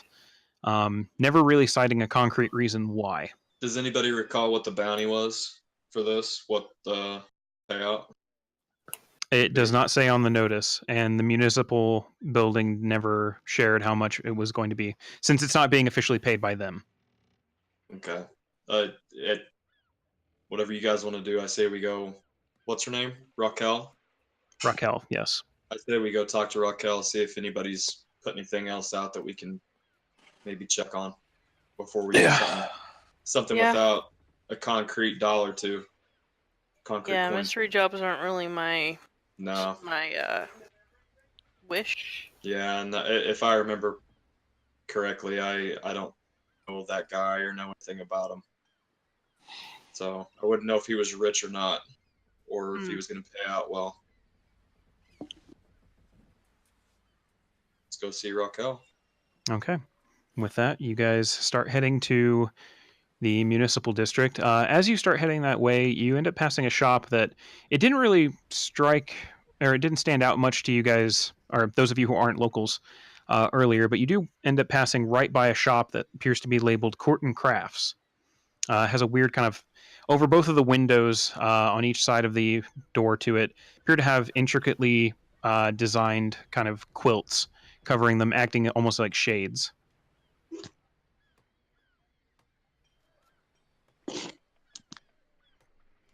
But with that, you continue passing on, cutting through the market district, rounding around, and eventually ending up in the municipal district, standing once again before the Salt Rock building that is the municipal building of Corda. Heading up the main stairs, there are once again the two members of the Coast Guard guarding each of the doors as you begin to approach. They ready to grab the doors and open it up. You do notice that there is the bounty board. The bounty board is posted outside the building, so no one actually has to go inside to check it. But it's off to the right a ways if you wanted to look. I'll check it out. Okay. It looks like the bounty for the tiefling has been renewed. Whatever happened with the paper that had previously been hung up, there's a new piece of paper with that same bounty tacked in place, as well as a replacement for the Baron Brendish bounty. But other than that, nothing new.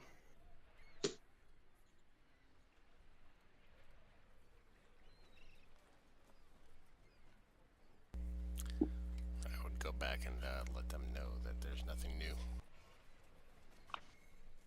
Well, we want to get some day passes and go do this Brendish thing. I think we ought to.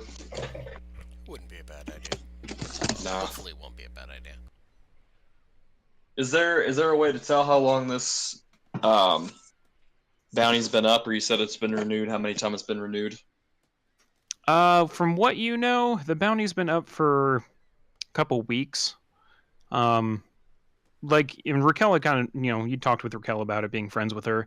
A couple of people, a couple different private individuals, and in fact, the armored battalion at one point did look into potentially taking the job, but after hearing the details of the job, decided not to. Or at least that was the story that was given as to why the bounty was returned.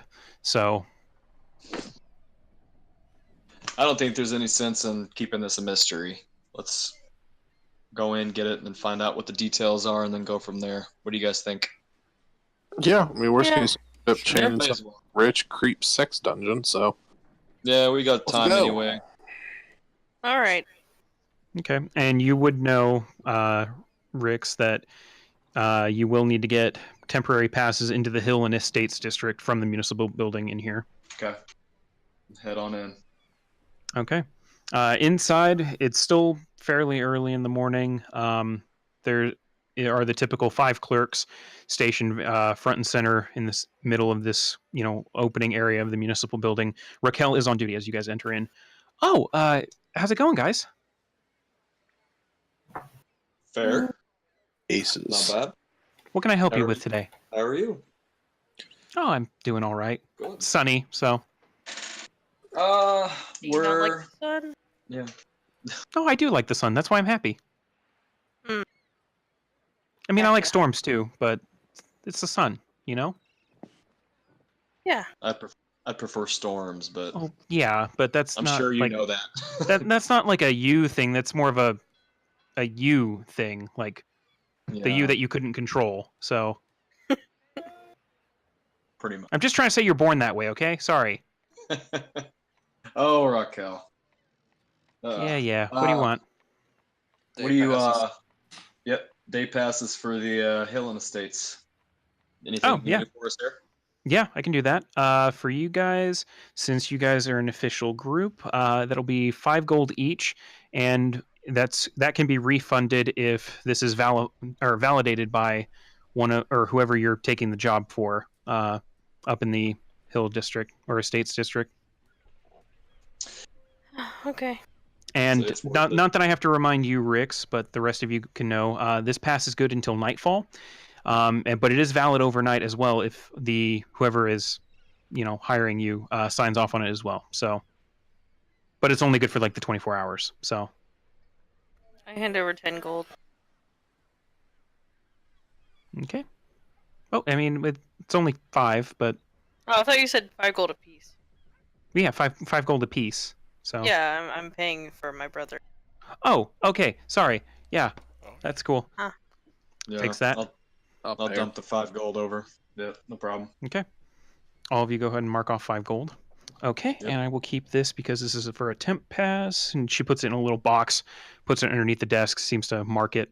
That'll be, essentially just a rental. That'll be refunded once you guys bring the pass back in. But and here you go, and she hands each of you a piece of paper, essentially just bureaucratic document stating that you guys are allowed into the Hill and Estates District.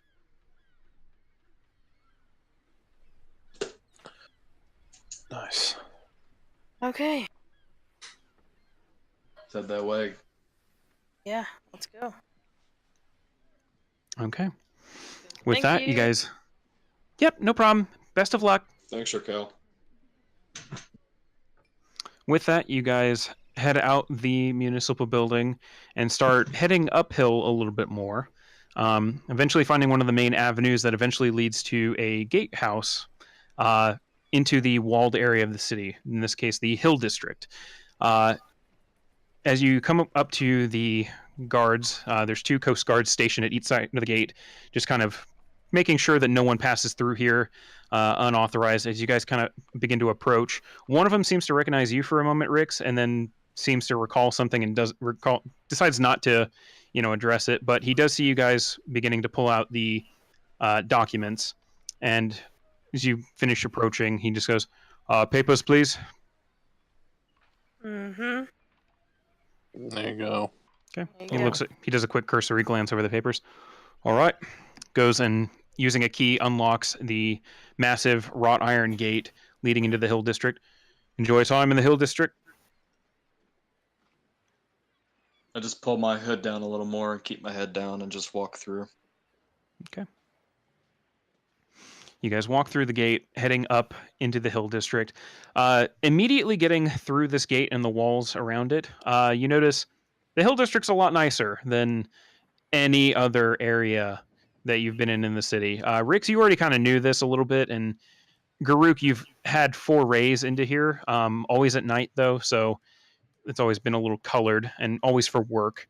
But there's a drastic difference between the quality of architecture and just general air here in this part of the city than there is in the residential or the market or the docks.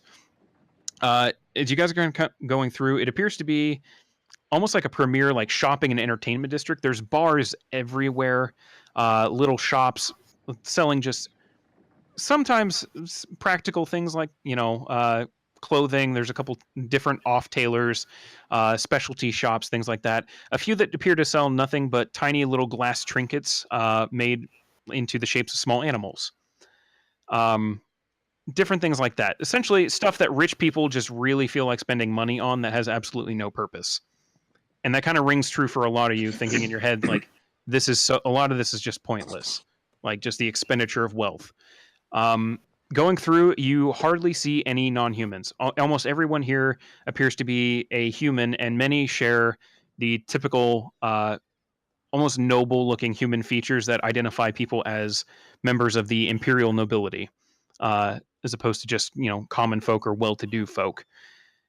You do pass a couple of landmarks on your way. You we're kind of giving directions up to the Brendish estate. Essentially, it's as soon as you enter the estate's district, almost immediately right there. It's not very far into the estate's district, but kind of heading up the hill along some of the general avenues, you do end up passing what appears to be a large concrete brick tower that juts up into the air about it. Well, from a distance, it looks like it's really, really closer. It can't be more than maybe 4 or 5 floors. Very high-end concrete, polished on the outsides. A few spots where it looks like it was supplemented with a bit of the polished salt rock that seems to mark the better architecture here in the city. Above the main door is a sign that says Tiana's Tower. And Rix, you would know this. This is the magical shop for the Hill District. Gotcha. Continuing along the main avenue, you do also end up passing the Grand Coastal Inn, this just massive 7-story tavern and hotel that acts as essentially a home away from home for the nobles traveling to the city, giving them a place to kind of stay. And also based on where you guys are in the Hill District, you also recognize this as the large kind of deck that overhangs the central bay of the city as well. This hotel is actually known for having a massive deck. Yes, I phrased it like that for a reason. Yeah, I had to. Wow. I had to talk about the Grand Coastal Inn's massive deck. Massive deck. Someone's taking notes. Got it. But you also end up passing not too far away from Tiana's Tower is a very familiar building, old style wood and glass on there, and the sign above it that says Julius Scissor. And you do remember when you visited the tailor down in the market district that they said that they had 2 shops. One in the market was more of a practical clothing store and stylist area. The one up in this area dealt primarily in things nobles would want to buy. Takes a little bit more time, but you continue on through the Hill District, making your way past a few more gaudy shops and just pointless things. You get a couple of weird looks from some of the groups of nobles and a few not quite young, but maybe like older teens, things like that, just kind of wandering around in groups together, having a good time as young nobles do. And then they seem to stop and just kind of stare at you guys, wondering like, oh, look, commoners. And especially the looks given at the 4 elves or elvish blooded peoples in the group as well. My hood's always up in town, so. Yeah, but you're still a commoner. Yeah. But you eventually do make your way up to the massive curtain wall that walls off the estates district. Once again, there's another wrought iron gate. This time, instead of 2 guards, there's 4 guards on this one. As you begin to approach, they just open the gate. Seems like since you already have access to the Hill District, they're not going to stop you here. It's more of just a precaution. But you continue into the estates district. And where was my notes? There it is. As you enter, you immediately look to the right and immediately see what looks like your destination. There is, in fact, a placard. There's a bit of a curtain wall, about 8 feet tall, brick in parts, polished salt rock, kind of surrounding what it looks like a 3-floored estate building in the central area of this kind of property. Wrought iron gate, guard on the inside of the gate, just kind of keeping a lookout through the gate and everything. Next to the gate is a metal placard. Embossed on it, it says Brendish Estate. Looking around, it looks like this seems to be kind of the norm for the estates district. There's a lot of just walled off properties next to each other, with enough space and yard and land to kind of make sure that everyone still living in here still gets to have that kind of country estate feel. Having a nice bit of land here in, a very secluded part of the city. You guys kind of get the feeling looking around, you guys are really high up. The estates district itself is about 300 feet over the rest of the city and above sea level. So you're essentially way up on a cliff. But farther inland being where you are at the moment. You do see off in the distance down the street a little bit, because the avenue just kind of leads straight to the edge of the cliff. But off in that distance, you do see what looks like a massive something. You're not entirely sure what it is. There seems to be kind of a canvas tarp over it. What you do see, though, are numerous construction guys kind of hovering around the area, talking and kind of just seeming like they're trying to find what they need to do, as well as about 24 Imperial guards, not Coast Guard, Imperial, wearing the standard red and black uniform and cloaks. Okay. But you guys are now in the Estates District and about 30 feet away from the gate to the Brentish Estate. Nothing to it but to do it. Yep. Okay. You guys walk up to it. As you guys begin to approach, the lone guard kind of perks up, seeing that people are coming up. Looking at him, he appears to be wearing standard chainmail armor and a pike, bearing the pike in one hand, using it as a bit of a stick, walking. No shield or anything like that. You do notice that he's wearing a tabard over the chainmail that appears to bear some kind of crest.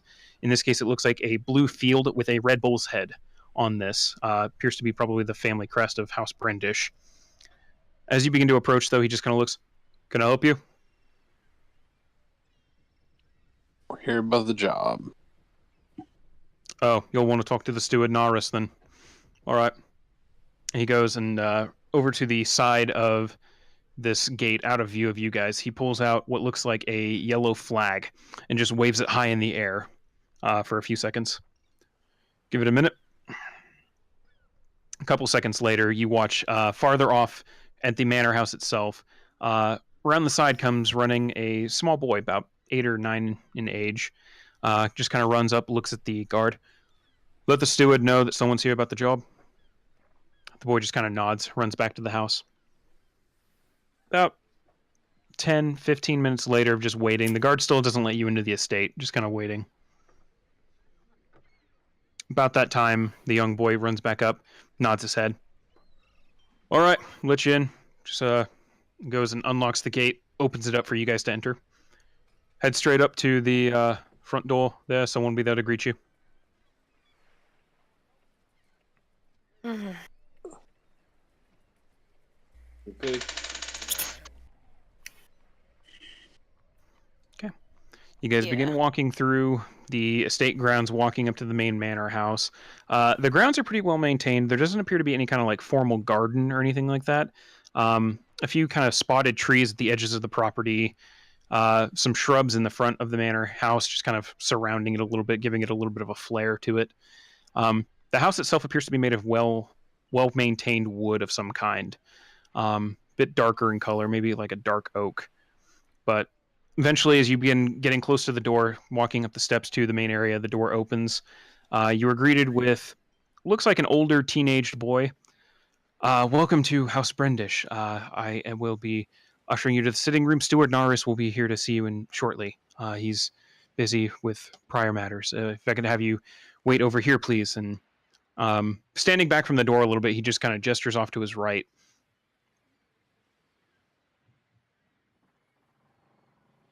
Okay. I mean, I'm inclined to follow directions. Oh yeah, same. Yep. Fall through. Okay. Entering into the house, the first thing you kind of notice is that a few of you will have an idea of what nobles' houses should look like, especially based on what the kind of stuff you saw that nobles tend to buy in the Hill District. This place has none of that. In fact, it's very, very Spartan in nature. There's hardly any decoration at all in the main foyer of the house. No real paintings, no vases, no rugs, anything like that. It's essentially just bare stone, bare wood, some stairs, a few pieces of. The stairs are carpeted, but there's no real like decoration in here. The boy gesturing off to his right kind of directs you into a sitting room. It's the same kind of feel in here. There's not anything on the walls as far as like paintings or decorations of any kind. The curtains over the main window into this room are just plain kind of silvered gray in nature with golden tassel cords, similar to the ones certain people saw last night. The couches are pretty well, like they appear to be high quality, but they're not like overly gaudy, anything like that. Appear to be more functional couches than anything. There are already refreshments, including a couple things of biscuits and what looks like a couple different kinds of drinks, tea, water, some kind of other beverage that you're not entirely sure what it is. Already waiting for you guys. The only real like thing that stands out in this sitting room appears to be well, it's two things really, but they're essentially right next to each other. The first is a very nice polished salt rock fireplace in this room. There's no fire going at the moment, given the time of year and the weather outside. A fire isn't really needed to keep warm in this area. But right above it, what you do see is a massive portrait, probably about 7 feet by 7 feet in size. It appears to be depicting three people in particular, all kind of positioned in very like court finery style dress, all staring off into the distance a little bit. All three of them look fairly similar a little bit. You're probably guessing this is the Brendish family. But taking a look at this, you do see Baron Brendish, who appears to be a bit of a stout, middle-aged man with no facial hair or anything like that. But it does kind of leave a little bit of jowl visible in the painting, and he almost kind of reminds you like a bit of like a bull, just in facial structure and everything like that. And you kind of, it makes the house sigil of Brendish, the Red's bullhead, it makes it a little ironic, really. The other two figures, there is a younger man that appears to be his son. He does share a few facial features with the Baron, but is a little more maintained as far as his appearance. Appears to be, I mean, it still looks like a attractive noble, things like that, but he's probably the son of Baron Brendish. The third figure is a very, very attractive young woman in essentially just a white flowing lace gown. Does not appear to be smiling in the picture. But you guys are now in this sitting room with refreshments waiting. Humans, right? All three human, yes. Okay. Oh, for a second I thought you were like humans, am I right? Humans.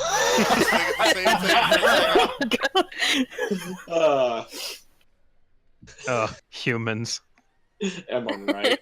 I was gonna be like, cut it a little. Humans and their portraits. I mean, hey, according to Matt last night, elves aren't people, so That's Ooh. true. only humans. R2. Wow. I mean, Yeah, I mean, I'll just wait quietly. Don't want to start anything. I'll take some water. Okay. It's surprisingly chilled water. It's very good. Very kind of cools the throat a little bit.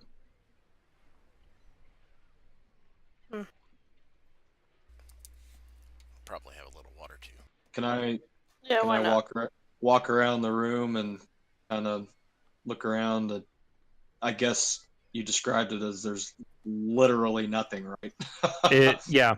To you, it's kind of a catch-22 for you a little bit. You're used to things like this because you're used to, living kind of a barracks type situation Right. where there's no personal decoration, anything like that.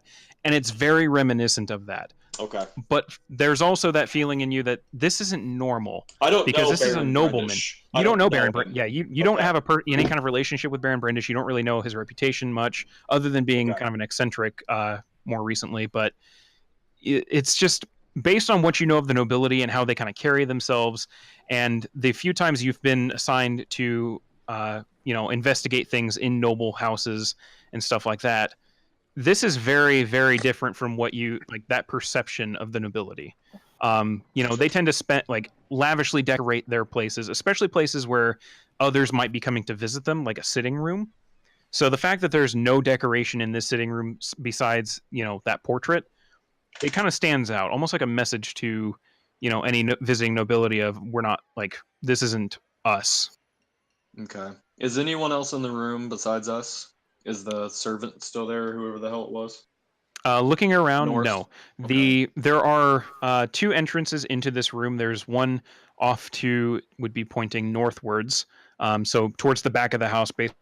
There's also the doors where you guys did enter, and that one is a set of double doors. One of the doors is open, but you do not see anyone immediately in there or Okay. in the room with you. I'll let everybody know I'm not entirely uncomfortable, but this isn't normal. this doesn't necessarily seem right as far as what I've been accustomed to or what I've seen before. It's very strange, very bare. Maybe he's eccentric. Maybe he got robbed, because I've left a couple places looking like this. I was That's just a thinking that. very good point. Very Yeah. good point. Maybe that's We why haven't it's seen the so rest of the house, so it's hard to tell. Yeah. Can we tell if?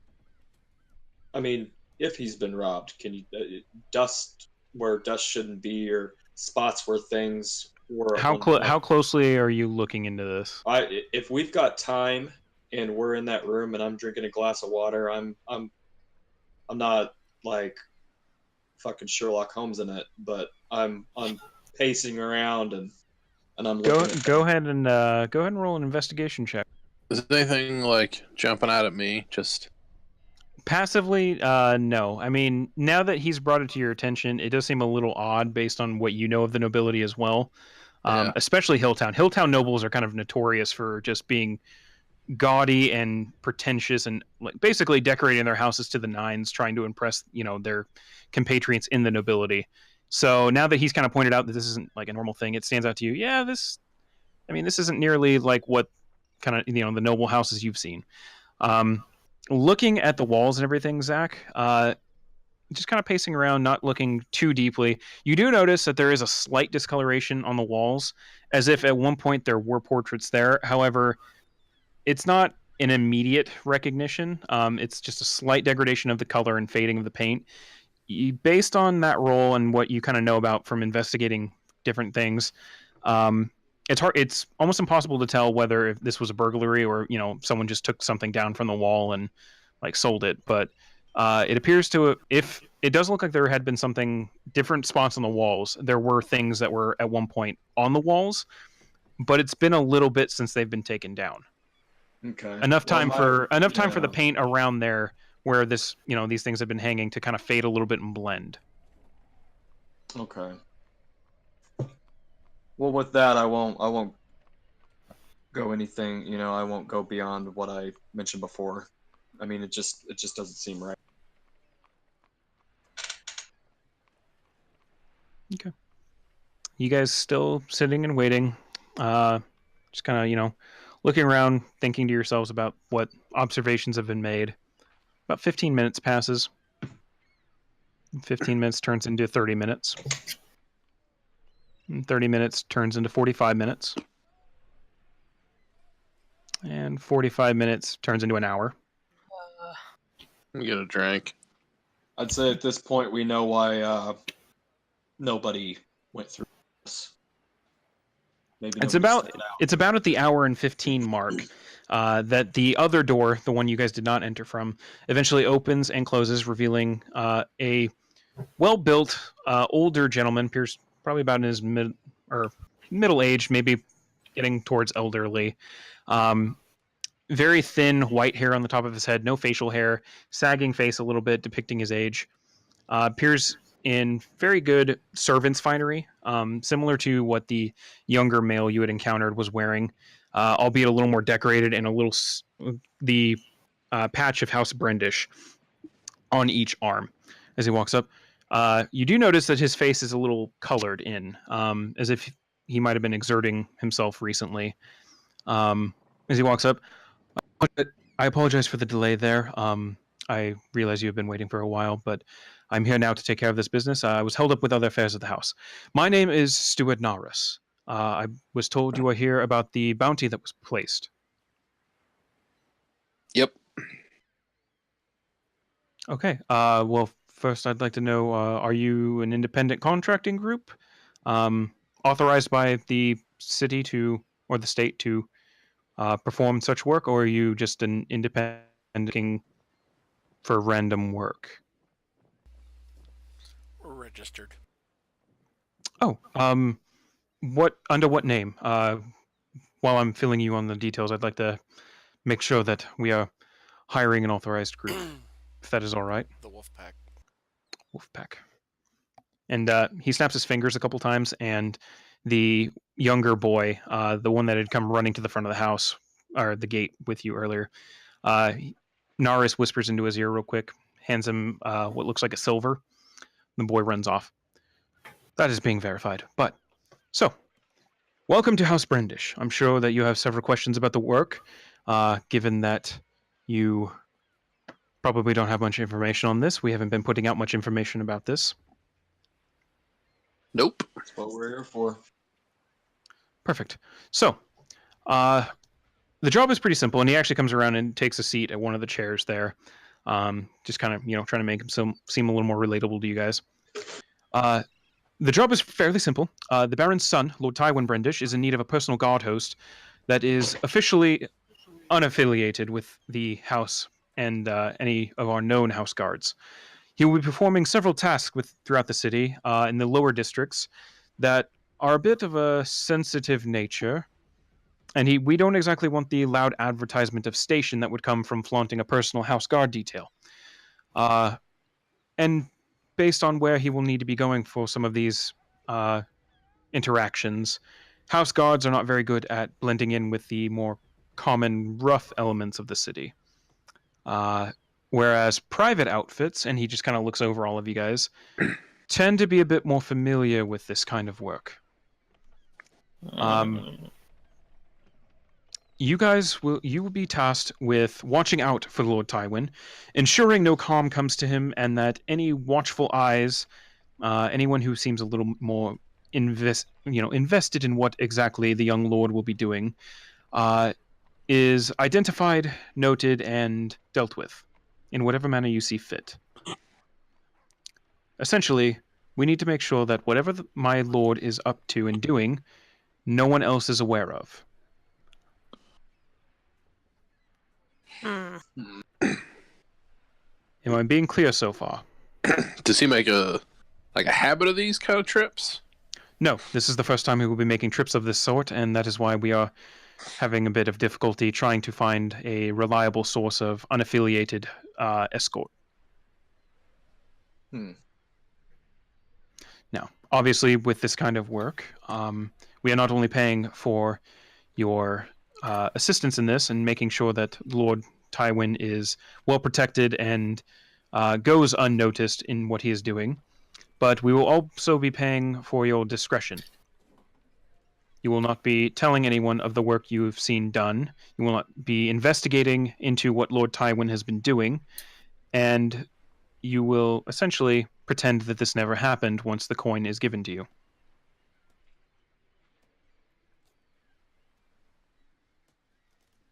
So, we don't know what he's going to be doing, but we can't tell anybody about it afterwards or really look into it. Correct. I mean, he's not like a kitty piddler, is he? No, Lord Tywin is currently 24 years of age. I don't think that's what he asked. Yeah, no, like he's not like a pedo, right? A what? Like a We don't pedo. like to touch little boys. Yeah. Oh my word, no! Derek. What? Thank you, Why would Derek. you even insinuate something like that? Because you're super cryptic about it. I'm just trying to make sure we're not. You're not very leading familiar Michael with Jackson noble down politics, to are the you? kids camp. Suppose I should have expected this. Okay. The nobility, like their privacy. Unfortunately, as part of being the As long nobility, as- we aren't exactly given a lot of privacy, especially with our equals. Other nobles like to know what other nobles are up to. It's how politics works around here. We Right. don't want that. He's not doing anything like that. Okay. It is simply some business dealings for the house that we do not want on record. Okay. Yeah, I'm good So- then. Like I said, as long as he's not So, diddling kitties, I'm pretty cool with it. and for your actions and your discretion, the entire company will be granted 1,500 gold pieces and a note on your official record that you are come recommended by the nobility for your professionalism. Okay. Yeah. Is that agreeable? Yeah, you Yeah. have me at the gold. All right. Well, I will let Tywin know We can set the arrangements up for tomorrow morning. If you will report back here shortly after dawn, we will begin work. I'm assuming he's supposed to be moving incognito, right? Yes, we already have a plan for that. We will just need you to arrive here, like I said, shortly after dawn, and we will have that part taken care of. Alright. Is there any way we can meet Tywin now before we accept this? Unfortunately, Tywin is a little busy at the moment. Like I said, I was working with him on some other house affairs. In fact, he's still up there with Baron Brendish, finishing up some stuff. So unfortunately, he is not available for a meet. He will be ready by tomorrow morning, though. Okay. Can't say no to that money. Good. All right. Well, Yeah. I believe you all have temporary passes needed validating, correct? Yep. Yeah. Let me go ahead and he over on one of the side desks there's a pot of ink and a quill. As you guys present them, he validates each one of them, allowing you to essentially stay overnight if you wanted to, but also since you overnight you get kicked out in the morning, he allows you to get your money back at the municipal building when you turn this in. So, with that, and he stands up and seems to be trying to dismiss you guys. We will see you here tomorrow morning. Sounds good. Yeah. Can we use this writ to get back in here tomorrow morning, or do we turn this in now? Or you will probably need to get a different one, or at least have that one renewed by the city. all right. Gotcha. Okay. All right. Well, the rest of you have a pleasant day today. You As he too. kind of ushers you guys outside, eventually closing the door behind you. Nice. Well, looks like we have a job to do. It's interesting. Well, really? I mean, I understand where you're coming from, but maybe not be so blunt next time. I don't think beating around the bush is gonna work. The dude wasn't being super forthcoming. I figured, shocking him a little bit would get him to, open up. Like I said, Yeah, I guess I see your point. I'm not trying to enable Michael Jackson up there. Who was that? Wow. Who? Shit. Never. Forget it. It's another one of your weird vision things. Yeah. That encounter was a real thriller. Oh god. Yay, puns. Where's my pun gif? Alright. Yeah. Let's beat Well. Oh. Oh, Jesus Christ. Finny, are you okay? You okay?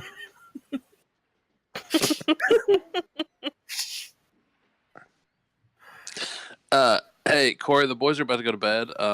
Is it cool we take a break so I can run up and tell them good night? Yeah, I was actually going to suggest that because I'm getting very parched. Okay. That So, works. yeah. We'll go ahead This and... is perfect. I'm gonna put my kids to bed too. Yep, there you go. Yeah, you guys go do that. The rest of us Alright. get drinks or do whatever. Alright. Okey-doke. I'm going to do both. Okay, be back in a few. All right.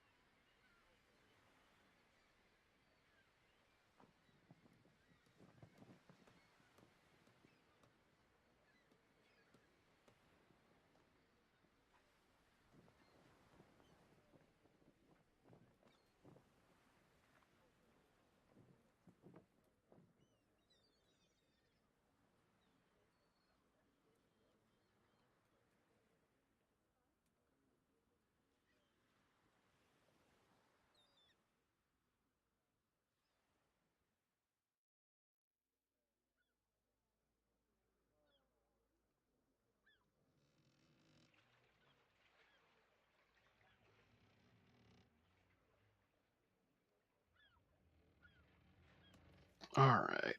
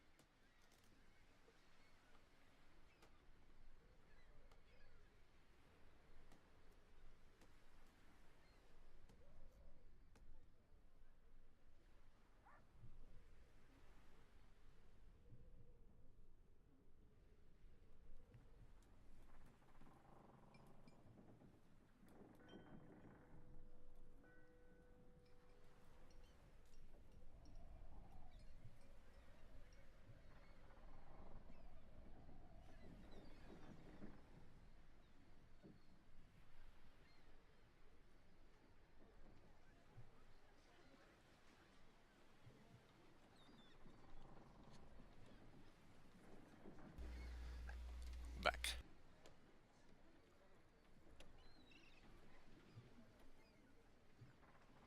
Welcome to the Thunderdome. Yay!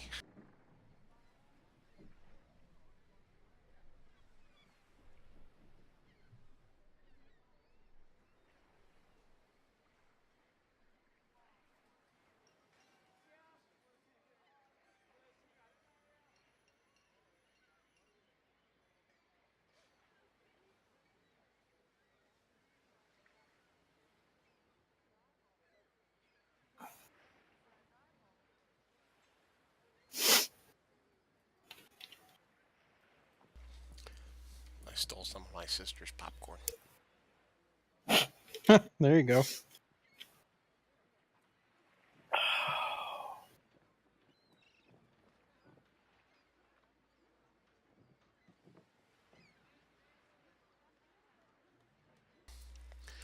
Except she has garlic to it. What? Yeah. It's great Yeah. when you do that. Well, if you enjoy garlic, I'm not the biggest fan of it. Yeah, that'll do it. If it's seasoned right, lightly, it's fine. She dumps it on. I tend to be pretty garlic intensive in my cooking. I've never had that, so What are we talking about? I've made chorizo and eggs for you, Kendall. So don't even. We're talking about chorizo? No, but to be fair, yeah, the one thing I've cooked for you, Kendall, that's fair. I didn't use garlic at all in that, so. no, I'm a fan of garlic. It's just I've never put garlic on popcorn. Well, it's not like you're putting like crushed garlic on popcorn or anything. It's like you're using garlic salt or garlic pepper. Yeah. Or wait, Joe, is your sister actually putting like chunked garlic in there? No, it's garlic pepper. Okay, yeah, yeah. I've done that. I've done that a lot. I've never done that. Mine's always like cheese. What? I mean, it's not terrible, but it's definitely not great. What about your? No, I've never. I can honestly say I never have. You've never put cheese salt over your popcorn? Oh, cheese salt. Okay. God damn it. We were talking about salt. Cheese. Why would I throw shredded Well, to be cheese fair, over popcorn? we were talking about pepper. So, I mean, and we were also discussing how weird it would have been to put cloved garlic on fucking popcorn. That's why when you said cheese, I'm like, wait a minute. Like, are you just sprinkling fucking cheese on that? No, I'm not like Jared and, put weird shit on my tacos. Oh, fuck. That, yeah, ketchup in a taco just... What? Oh. I'm sorry. Yeah. So, okay. Out of me and Kendall's friends group, there's two of us that are brown skinned. There's me, and then there's Jared, who is mostly Puerto Rican, and also probably still somehow the whitest dude ever. But yeah, his family for some reason doesn't put like salsa on tacos. They put ketchup.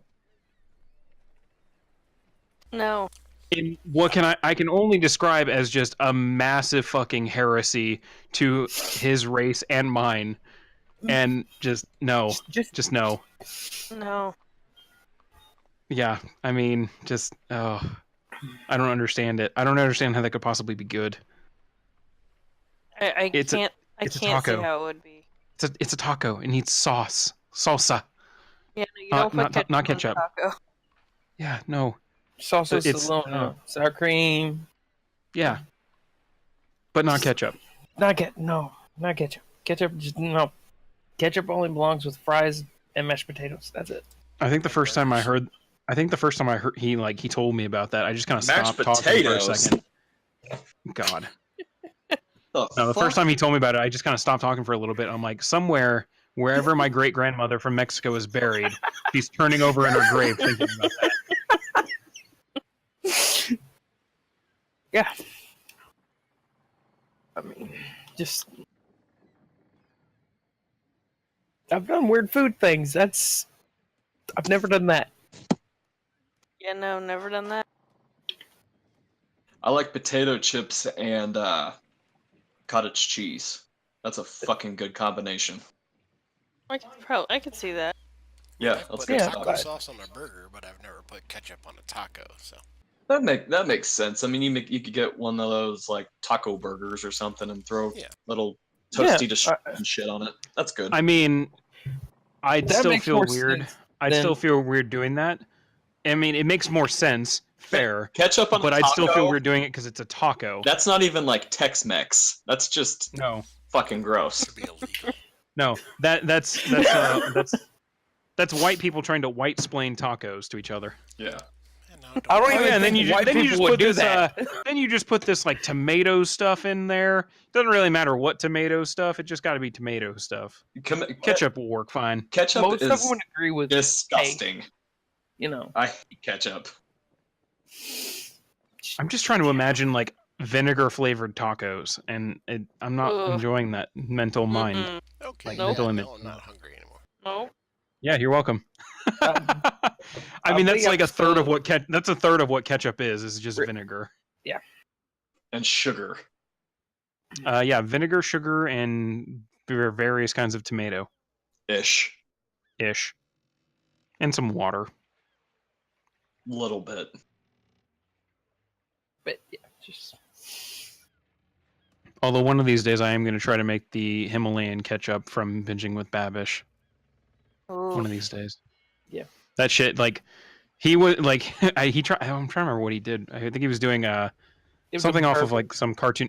Yeah, it was a burger off of some Cartoon Network show where it was like a burger, like inside of a burger that was deep fried, Oh. or like it was a.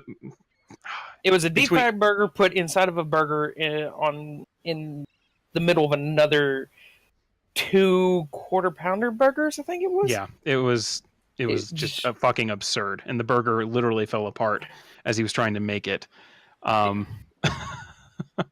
But apparently, the only good thing about that was the fact that in the cartoon they used a special Himalayan ketchup. So when he made it himself, the Himalayan ketchup was probably the best thing to come out of that. Ah. And then he ended up using it for another like 3 episodes as a condiment. It was the ultimatum Yep, that one, the ultimatum. from Regular show. Yes.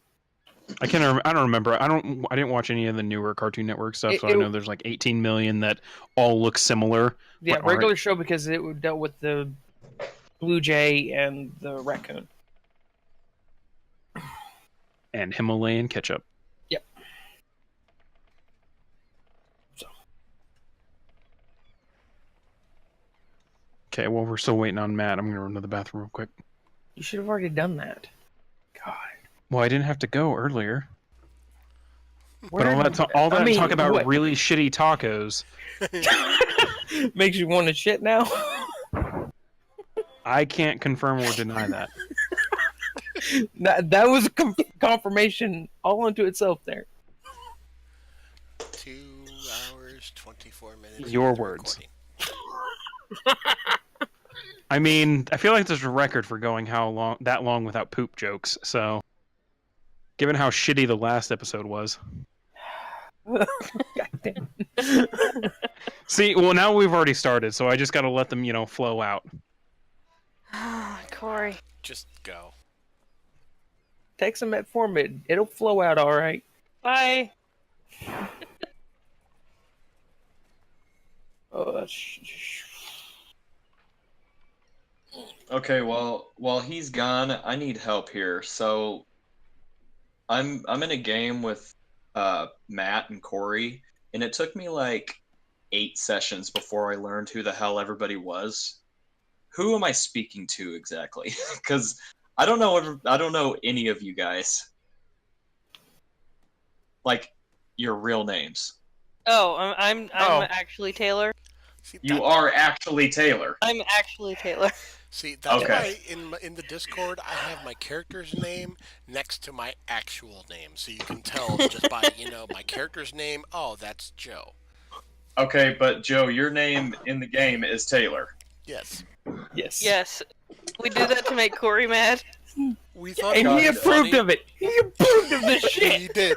We thought it would be hilarious to fuck with him, and he says, "I love this idea. You guys should do it." First session, he Awesome. immediately regretted it. Gotcha. It's hilarious. Gotcha.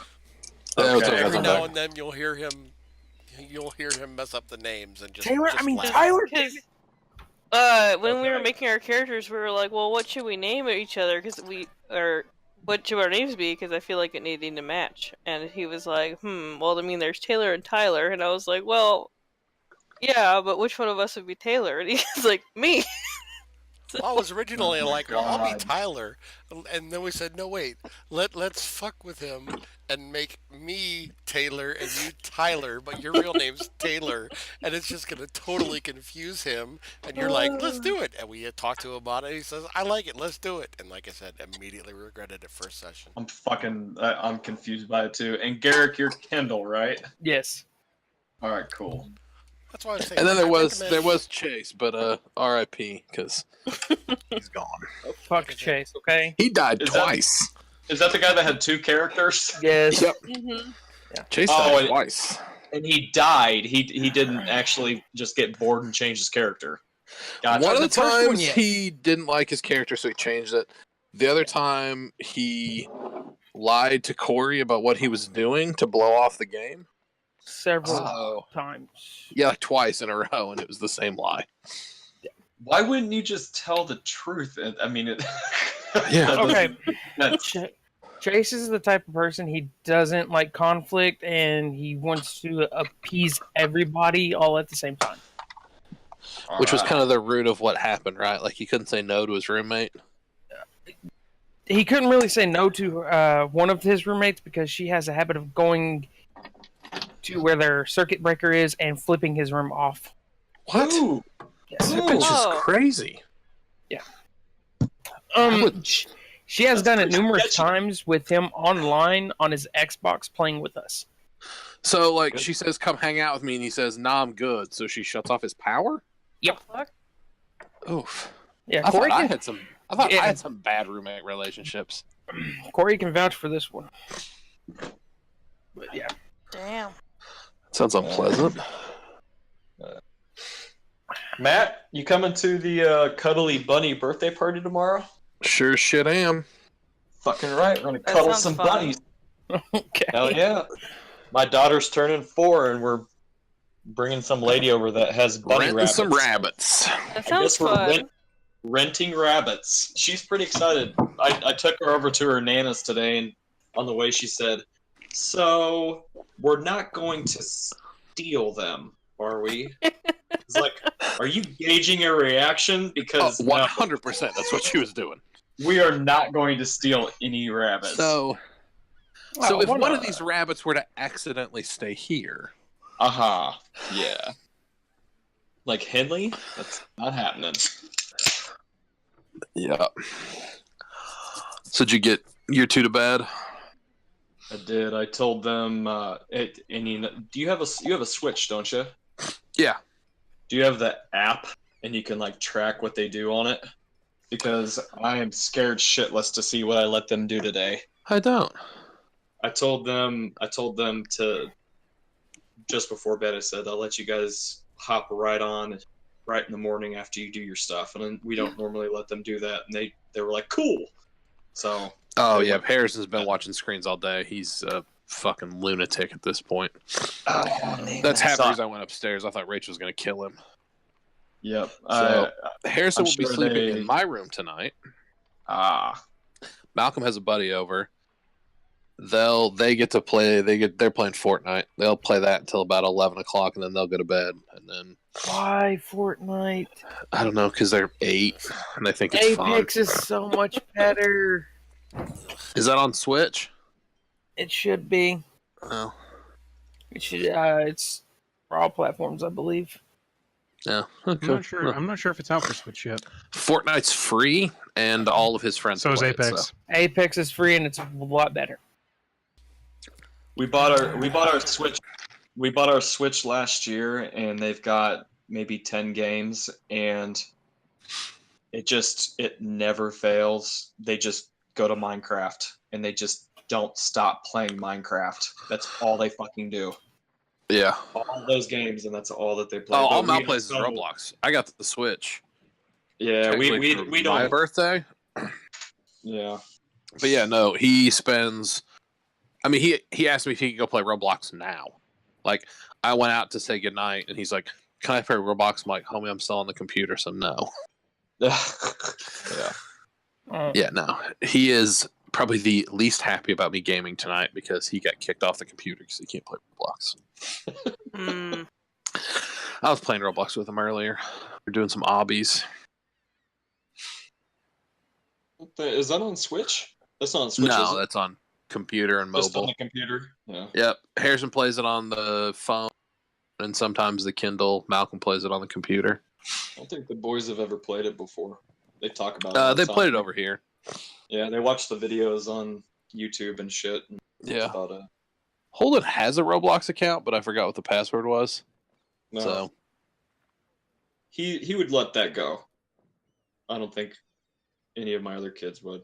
Like, why would you do that? How did you not remember? Oh, so it's not available for the Nintendo Switch. Huh. That sucks. yeah, I fucking hate multiplayer games. So I'm fine with if he wants to play Fork Knife, I let him. love how he purposely said fork knife.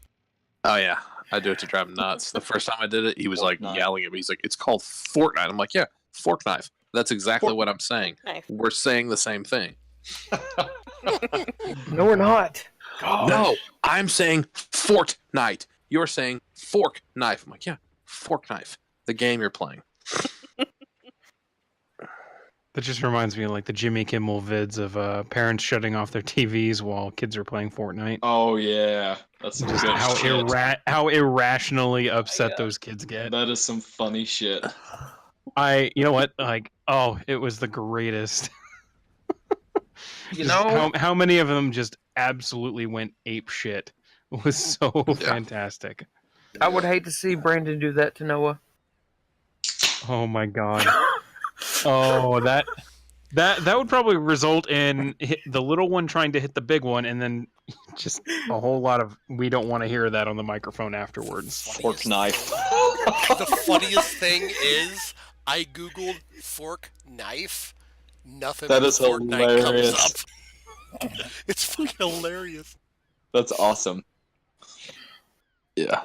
Oh god. No, though apparently the game is also like in on the joke because apparently there's a spot on the wall where it's like a fork and a knife crossed over each other, like spray paint on a building. Malcolm found it earlier. That's funny. Yep. See, I get to have a sleepover with a 4-year-old tonight because he wasn't having it to go in the other room and sleep. He's like, I want to sleep in your bed. So, It's another spot in Fortnite. Oh god.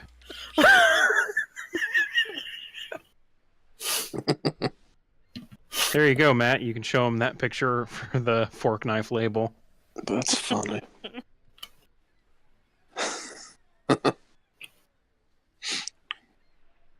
All right, everybody good? That's Yeah. funny. Yeah. I'm good. All right, so getting back into it, you guys are currently outside of the Brendish Estate Manor, walking up to the gate to be let out of the Brendish Estate grounds.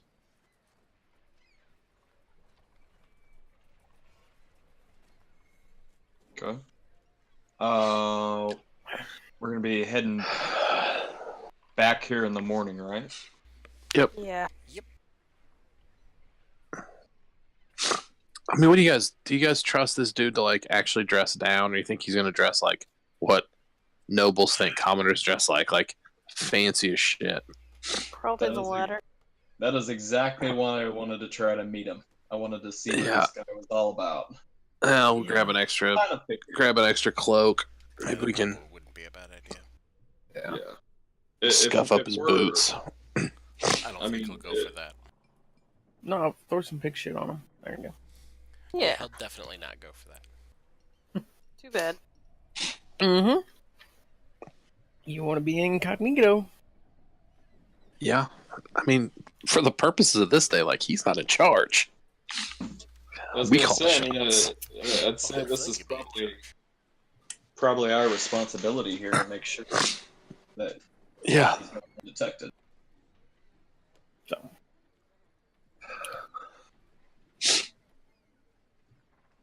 All right.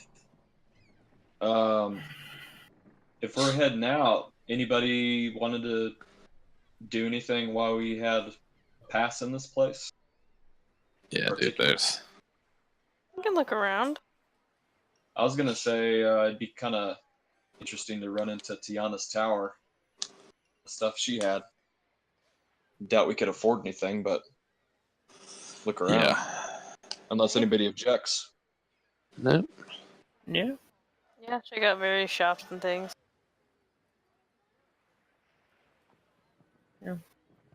Okay, you guys head back into the Hill District. Since no specific places were pointed out, you start heading towards Tiana's tower, passing by a couple more of the like little bauble shops and some various trinkets, things like that. I mean, you basically, if it's gaudy and overpriced and kind of impractical, you can probably find it here in the Hill District. So if there's anything in particular you're looking for, on your way to the tower, you can definitely find it.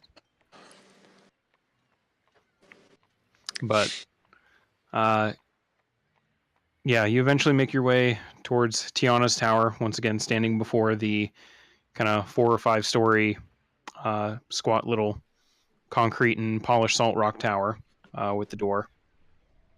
You guys entering? Sure. Sure. Okay. Opening up the door, you guys step inside, and the first thing you guys notice is that it's bigger on the inside. Entering into this, you're immediately greeted with... I mean, the tower looked... It wasn't like tiny or anything, but you probably give it maybe 20, 30-foot diameter tower. This kind of room that you're entering, first off, it's easily a 50-foot like radius, so about 100 feet round, like just size-wise on that floor. But as you guys kind of look up as well, it's not 4 or 5 stories. It looks it's kind of hard to count, actually. That's how many there are. As you guys look up, the tower just goes on and on and on off into the sky. A little bit past how far you're actually able to see up there. So you're guessing that there's probably a little more to this tower than meets the eye, given that it's a magic shop.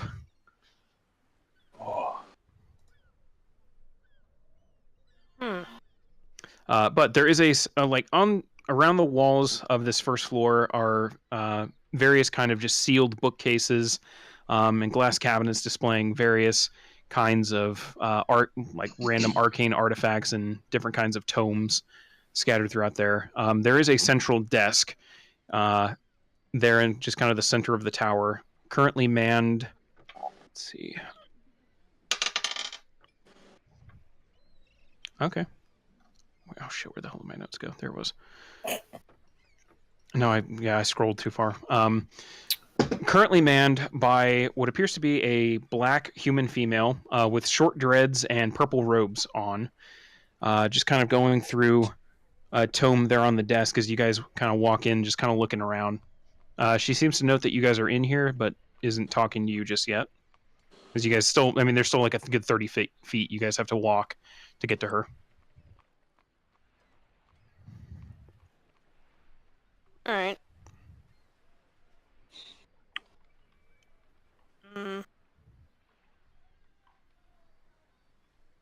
Yeah, I'm not engaging. Huh.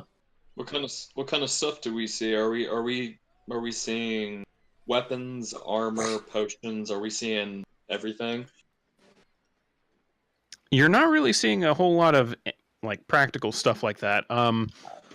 The stuff kind of on display around here, there are a couple of different like wands off in one cabinet. The majority of it just seems like random magical paraphernalia and books. Lots and lots and lots of books. Ah, gotcha. Okay. Interesting. And there's multiple floors? Looking up, yeah. You start trying to count just how many like floor banisters you're seeing, and you start losing count after you pass 10. It's far enough up there that just based on where you're sitting in this, not quite the center of this tower yet, but off to a side, counting up there, it's far up there in the sky. So yeah, upwards of 10 floors at least. Huh. Which, judging from the exterior of the building, you wouldn't have guessed that. Oh, except it's a magic shop in the people towns. Kind of makes sense. I personally have never been in here, but I know the place. Know who owns it. And I know a very minimal amount of information about her, but I'll approach the woman at the desk and say hey, and I'll ask her. I know I don't see anything, but with the 10 floors, I'll ask if there's any potions or anything that they have on hand. The woman sitting or kind of standing behind the desk just kind of looks up. Yeah, we do have a few healing potions available. Is there any in particular you're looking for? Just potions or any kind of greater potions? I've been around long enough that I know I don't have too terribly much coin on me. I don't know what I could afford, but just a maybe a minor version of a healing potion, something that would get me out of a pinch. I do have some potions of healing available. They are currently 55 gold each. Okay. Not sure how much you seem to be thinking you don't have a whole lot of gold, but however much you have, I have enough available. So, Can I ask real quick what that would heal me? standard healing. Standard, for this, yeah. For a standard healing potion, that is 2d4 plus 2. Okay. I'll take one. I'd like to have one on hand. I'll grab one from her. You watch as, almost out of nowhere, a wand appears in her hand, and she just kind of taps the back wall of this little kind of set of drawers behind her. And above you, you suddenly watch a single healing potion float down from one of the upper floors and sit on the desk in front of you.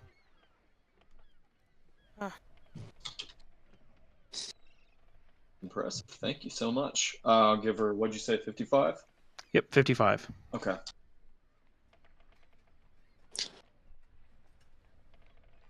Yeah, I can swing that. I'll take one of those too. All right. Any more, or should any more? Just one more. Yeah, one.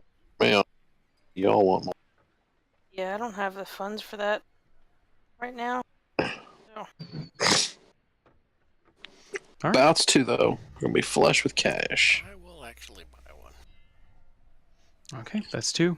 Any more? No. Okay. I'm good. She taps the wand on the back table again, and 2 more potions of healing come from one of the upper floors.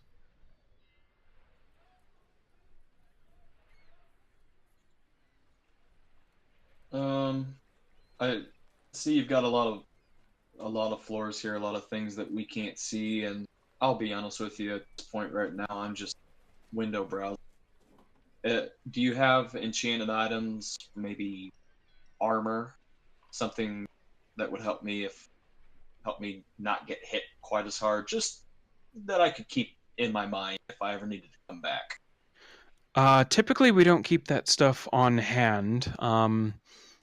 There aren't too many nobles just wandering off the streets wanting to buy enchanted armor at any point in time. I typically do custom orders here. Okay. Me and the other 2 enchanters typically, they're up there working right now on some custom orders at the moment, but typically, an order's placed.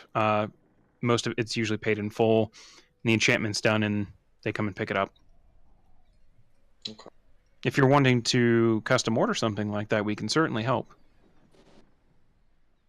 What about enchanting something that I already had? What does that? Depends on what it is and what kind of enchantment. What are you wanting us to enchant? Just if I needed to raise my class. All right, you're wanting your armor to be a little sturdier. A little sturdier. Not too difficult enchantment. It'd take about day and a half to complete. Probably be about 300 gold. Gotcha. For an existing item, anyway. Like if I just came in, I had. Okay. Perfect. Okay. I appreciate the information. That's all I needed, and I'll just kind of walk around and peruse. I'm good.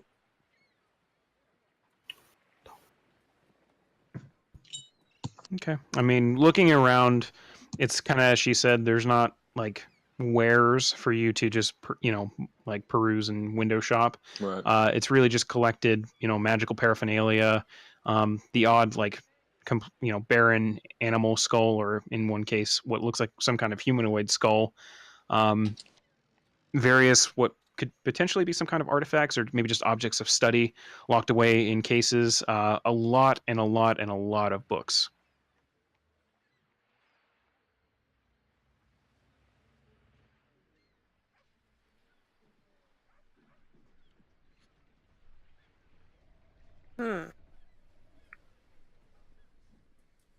I'll peruse. Okay. And yeah, you see some pretty interesting stuff. I mean, I'm trying to remember. I don't remember what exactly you know about this lady, Rix. I don't remember what I put in that note for you. I honestly I know her name, and I know that she's a bad bitch. That's pretty much all I know. And I've Yep. never been inside. This is the first time I've been inside. She's the second highest rank in the order of her 30. Yeah, I mean, you're not too familiar with the Order of Magi and how they kind of are ranked, but you're aware that the title of Arcanist isn't exactly handed out like candy on the street. I've been around for a lot of years. I know that. I mean, just that pretty much. Yeah, it's not very easily attained rank, and certainly not by someone so young.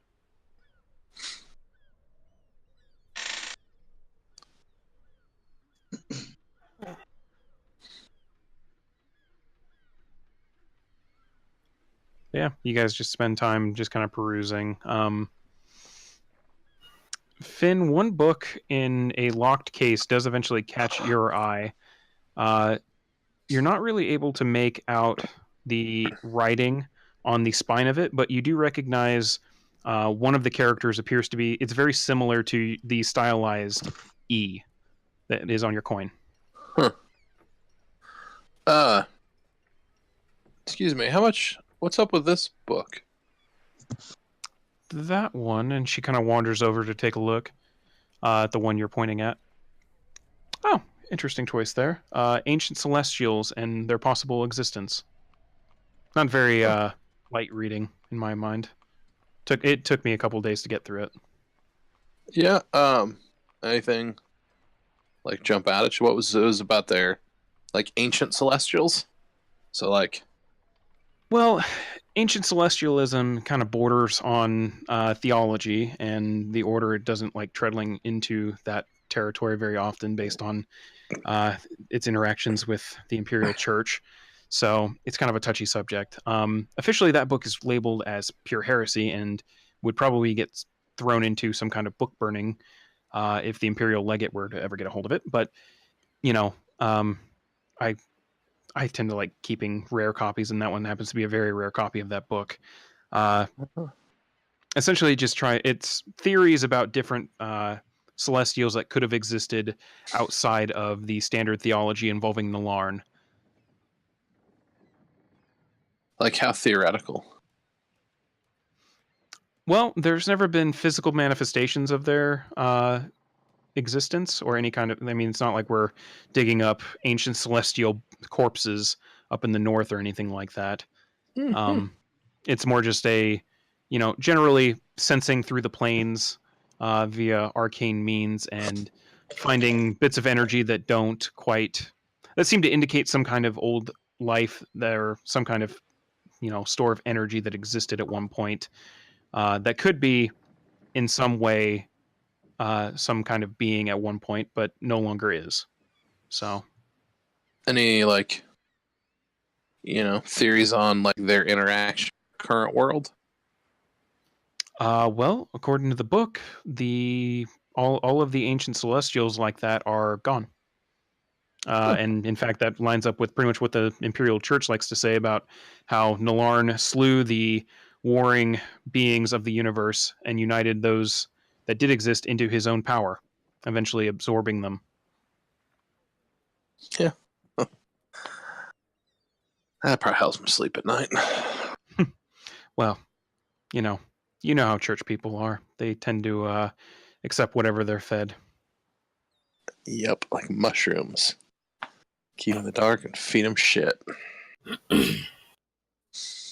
Sure. Can't say I've ever been fed, mushrooms in the dark, but all right. No, it's like, never mind. Apparently, I didn't translate either.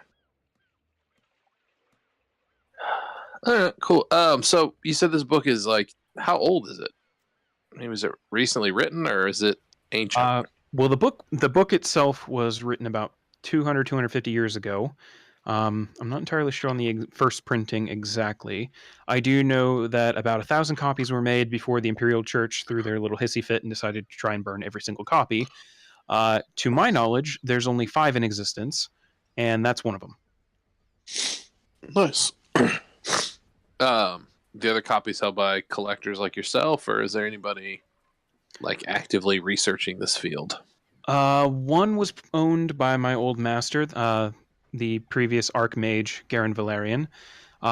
2 I know of are in private collections, and I believe there is one held in the private library of the Emperor.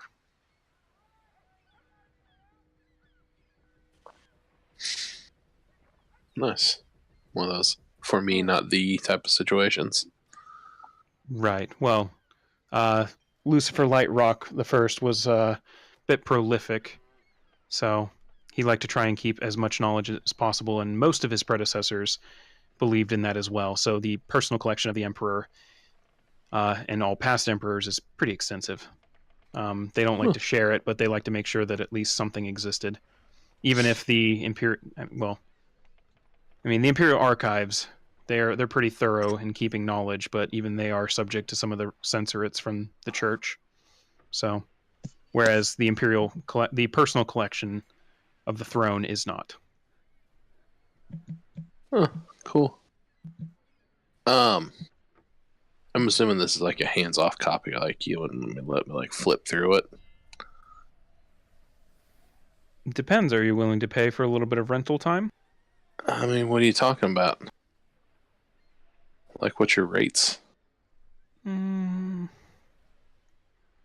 say 5 gold an hour. I can do that.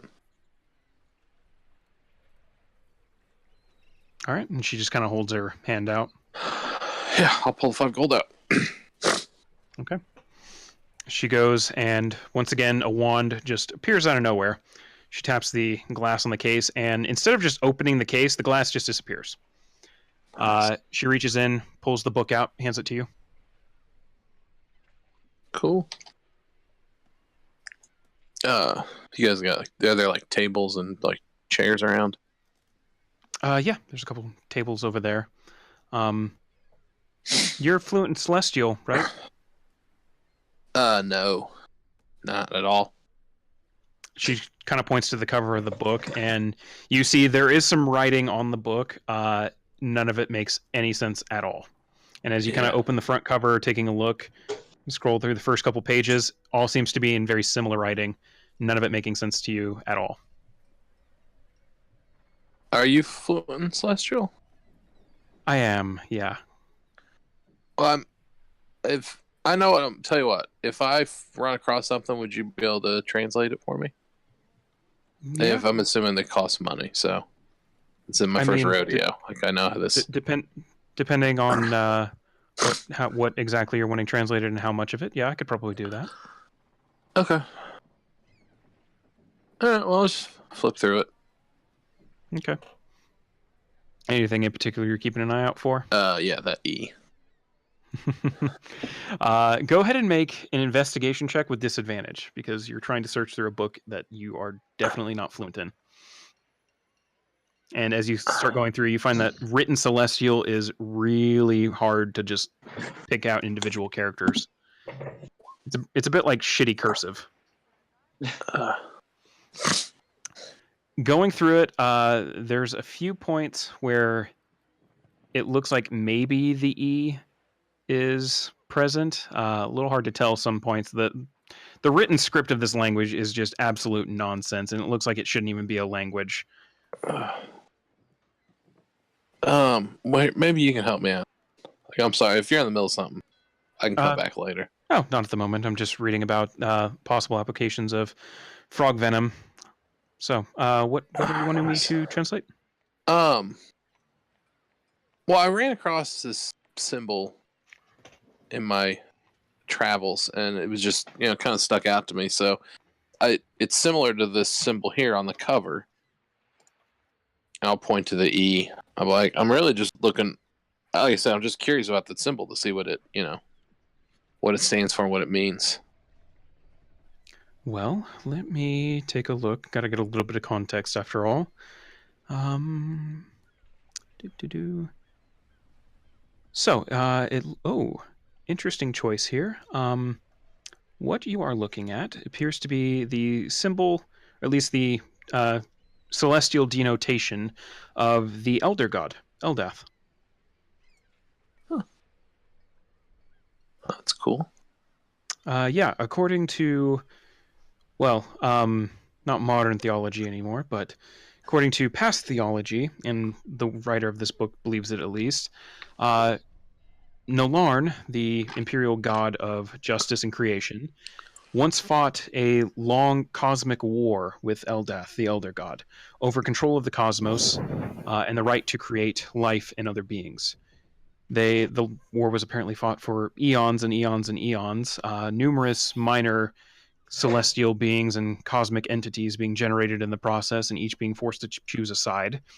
Eventually, Eldath, in a bit of a fit of rage, began to violently consume and devour other beings in an attempt to combat Nolarn, essentially gaining his own personal power in order to crush Nolarn. Nolarn, meanwhile, chose to make alliances with other cosmic beings and bringing them into the fold in a similar process, but much less violent and it was at least consensual for the cosmic beings.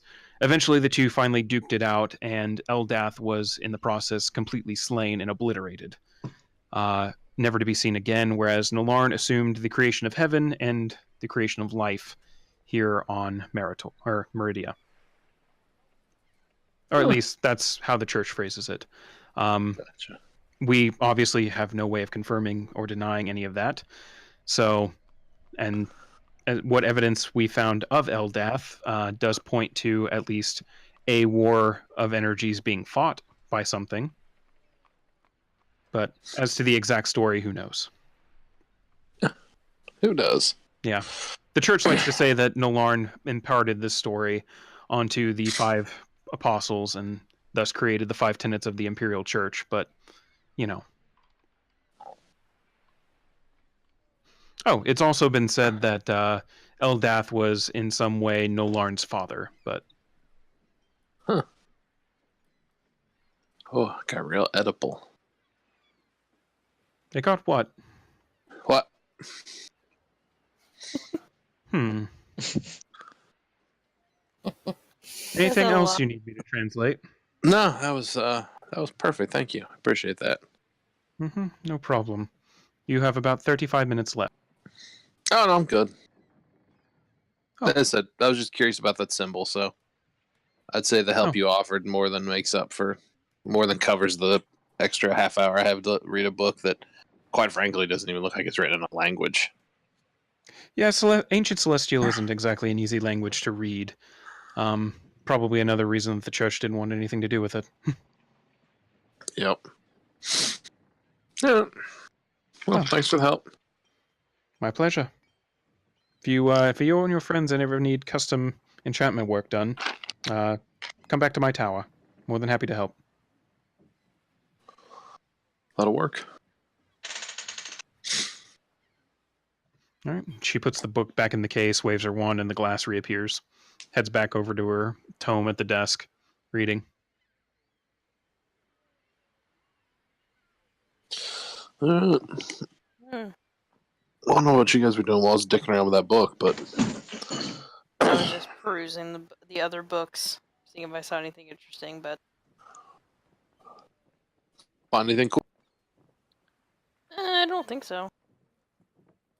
Nice. No cover caught my eye.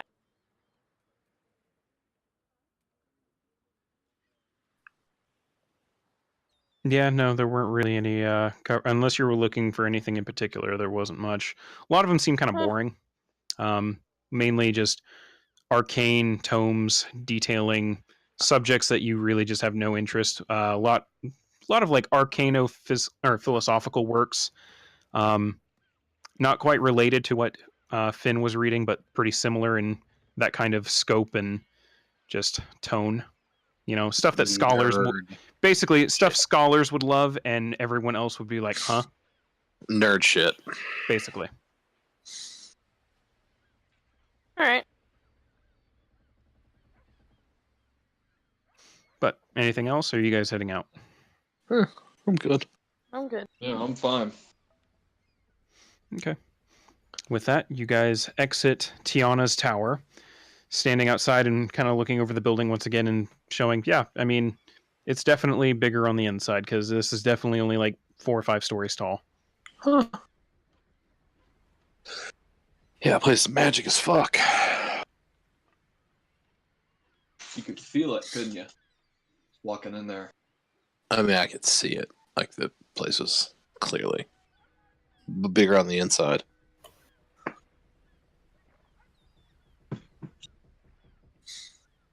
Like a Right. police box. Yeah. Sure. Whatever that means. Made a phone booth, not a Xbox.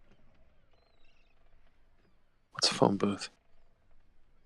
So, It's spreading.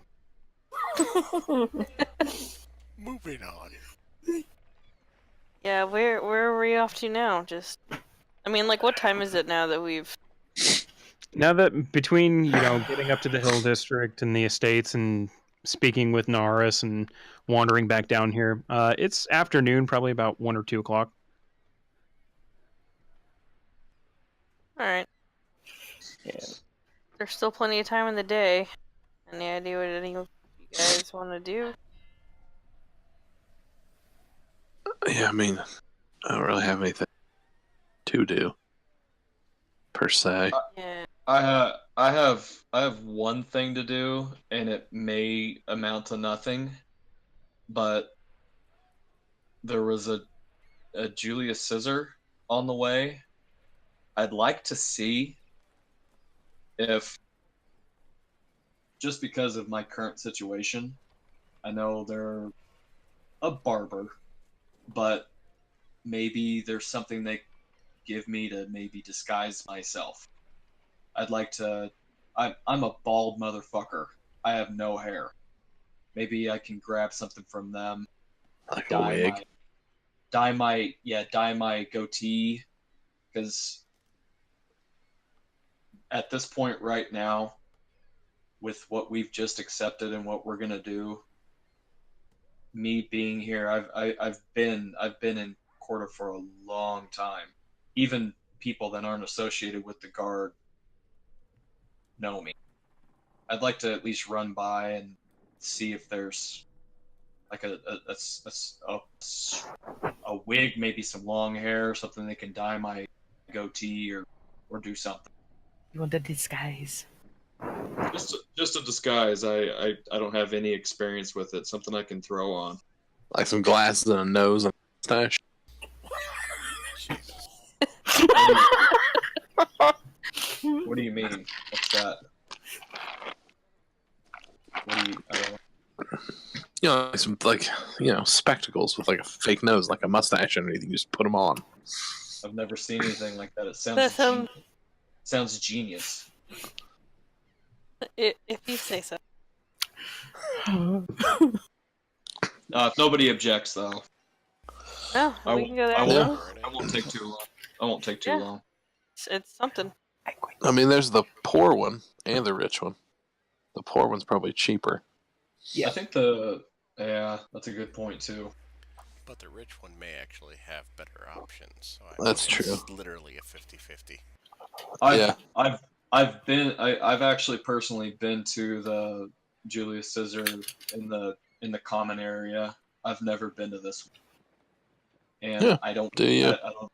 Yeah, I don't know if either of them have what I'm looking for. So may as well Yeah, just give it a stop shot. at this one. Ow. Yeah. Shit. I mean, you gotta just like shave the goatee off. I said like throw some spectacles on. Totally different person. I just scowl at you and I say, not shaving goatee. No. Okay, so you're heading for Julius Caesar then? Sounds like it. Mm-hmm. Okay. Heading to the very gaudy pink and purple styled barber shop and clothing outfit here. Walking in, first thing is there's two things very apparent. The styles of the building are very similar, whereas the Market District one had more commonplace clothings, more practical kind of outfits displayed in the tailoring section. This one is completely not that. This is very fine, like court dress, noble attire, fancy dresses and party gowns, things like that, and just overly body wear. The second thing you notice is that the Julius Caesar down in the Market District was run by Julius Caesar himself, or Julius King, the Vidalcan with the bright blue skin and the pompadour wig, as well as, his Vidalcan brethren, or at least, people of the same race as him, that they kind of seemed like they were maybe a family, and he had implied that it was a family-run business. This one is not. This is entirely run by humans. All wearing very fine court dress, as if they were about to walk out to a ball somewhere. The man at the main counter of this shop looks up, and very handsome young man, mid-20s probably, with short blonde hair as he looks up. Welcome to Julius Caesar. How can I help you? Hi, I apologize. I'm not too terribly sure I've found myself in the right place. What I'm looking to do is maybe go unnoticed in the slightest way. I have this goatee maybe that would be maybe colored, and do you have a wig of some type, something that looks as natural as possible that I can. Well, we normally specialize in more outspoken attire. However, if you're just here for a wig and a dye, we can certainly help you with that. Okay. I'm terrified to ask, what would this cost? A simple dyeing of the goatee, and that would be 5 silver pieces. Oh, It's not a very long goatee, not very showy. Would be pretty easy mana to okay. dye that. As for the wig, it would depend on the size of the wig and the quality, of course. They usually range from 5 to 50 gold pieces, depending on what kind. Feel like if I throw on a $5 or 5 gold wig, I'm like, idiot. And nobody's gonna care anyway. I'm talking to myself. Yes, you are. Yeah.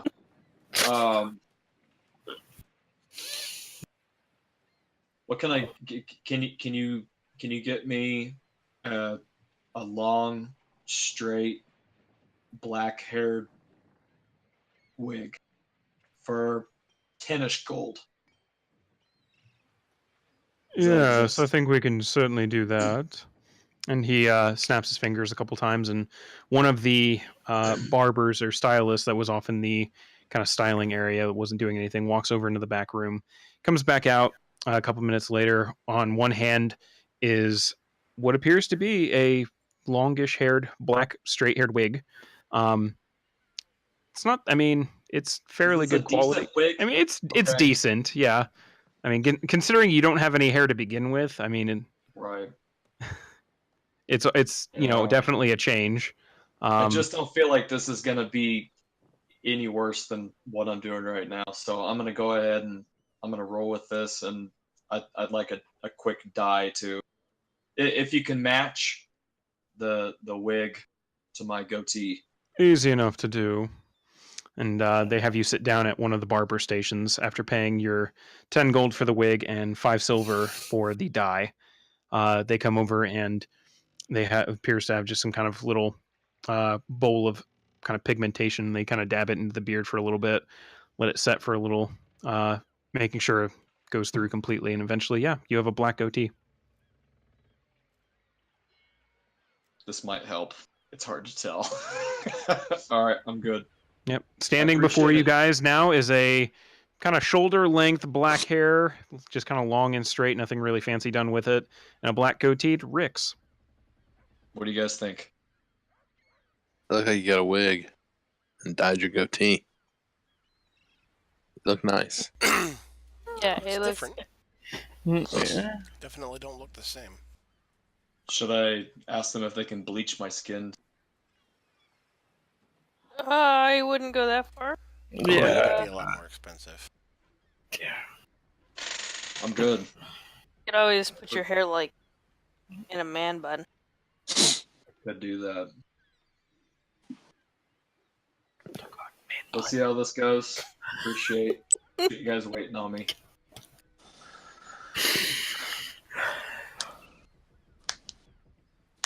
All right. And with that, you guys depart Julius Caesar. Is there anything else you want to do in the Hill District? Not I. I'm good. Okay. Well, with that, you guys head out, making your way downhill the entire way. Still getting a couple odd looks from people because you're still dressed like commoners in the Hill District, but making your way through, eventually passing through the gate, with the guard reminding you, make sure to take those passes back to the municipal building to get your money back. Got it. Yep. Sure. But you're now back in the right at the edge of the municipal and residential districts.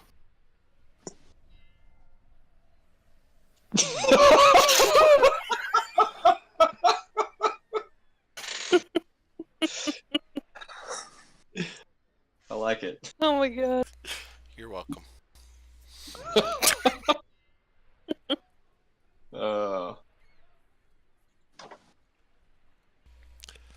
I actually searched for a black hair man bun and I found one that looked fake as hell and I had to show it.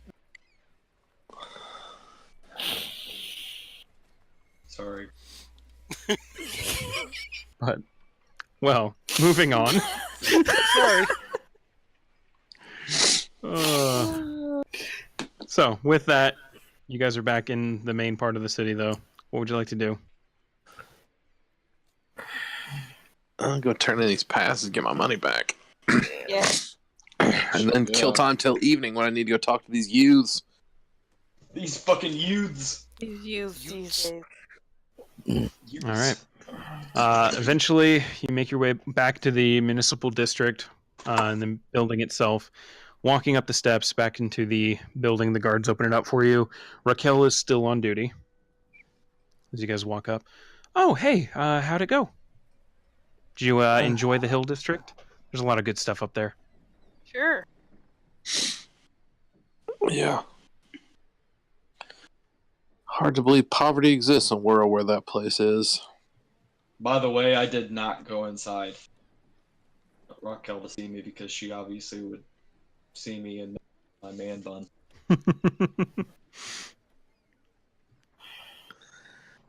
Yep.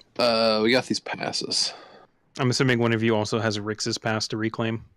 I'm assuming so. I handed it to Finn. There we go. Yep. Okay. Yep, you guys are able to reclaim your 5 gold each. And will you guys be needing passes to go back again, or? Yep. Need Yeah, passes tomorrow. for the morning. Okay, well, what I'll go ahead and do, and she makes a note on each of the passes again, and keeps the 5 gold, and says, we'll go ahead, I've extended this out for another day, so you can go back tomorrow, and everything will be taken care of. You will need to get it revalidated again, just to make sure that, the second day you were actually up there on business.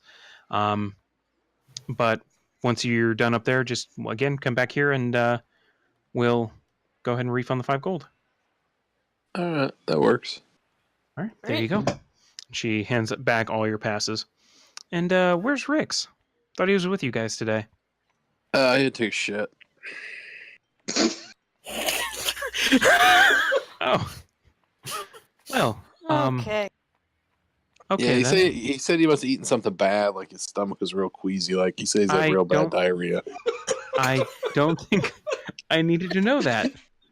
Thank you so much for sharing so much about him. No, that's no problem. He may have had a little accident in his pants. That may have been why I didn't come in. I think he was Oh. embarrassed.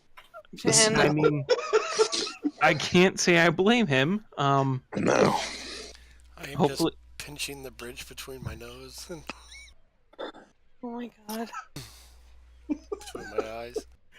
Eller's just like doing a face palm. But no, I'll send him your best. please do, and maybe some pants along with it. Yeah, I mean, because he's getting kind of funky. Just being honest. Okay, yeah, okay. Well, hopefully you guys have a good rest of your day and a good work day tomorrow. You too. God damn Eller's it. doing that thing where she's trying really hard not to laugh, but her whole body is just vibrating. Oh, hey, Rick, here you go. She just extended your pass. Thank you. Appreciate that. She said hi.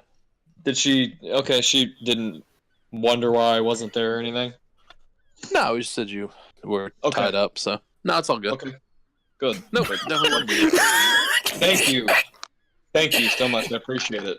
No problem.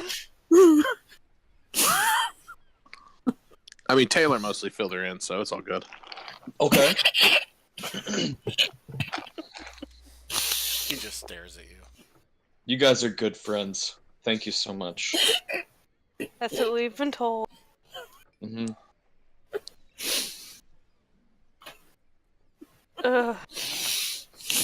Anyway, what are we doing now, guys? Yep. Now it's about 3 o'clock now. So We want to go like chill on the beach for a few hours, or Oh, yeah. I forgot about the beach. yeah. I don't know really how you can forget about the beach, but I mean, I didn't, forget about the concept of a beach. Like, I forgot that specifically there was a nice beach to hang out at. I mean, you we do are in a remember. port You town. do remember since it was advertised at the captain's cabin that you have to buy a pass to get there. They get you fucking coming and going in this shitty town. Yep. They do. Nothing's cheap. Nothing's free, rather.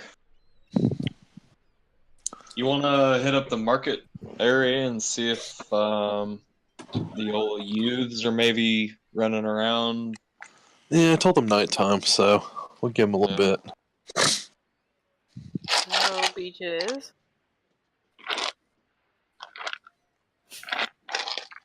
Yeah, I mean, I might go catch a nap since I didn't sleep last night. You could always nap on the beach. That's true.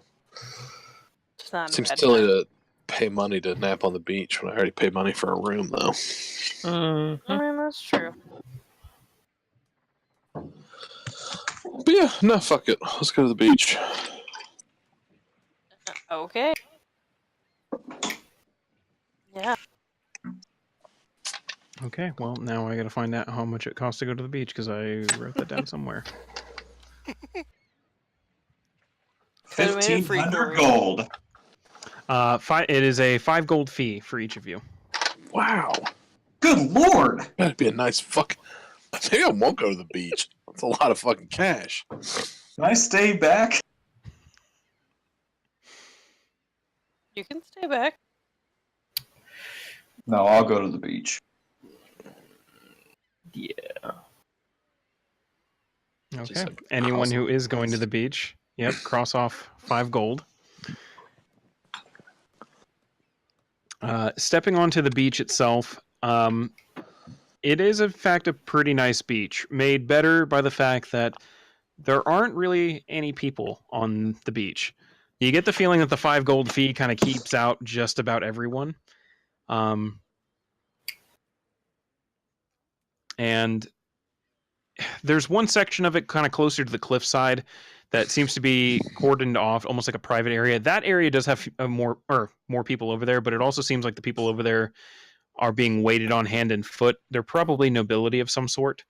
You get the sense that that's kind of like the nobles only part of the beach. There are a few various little like groups of people scattered around, kind of enjoying the sand and the gently lapping waves. But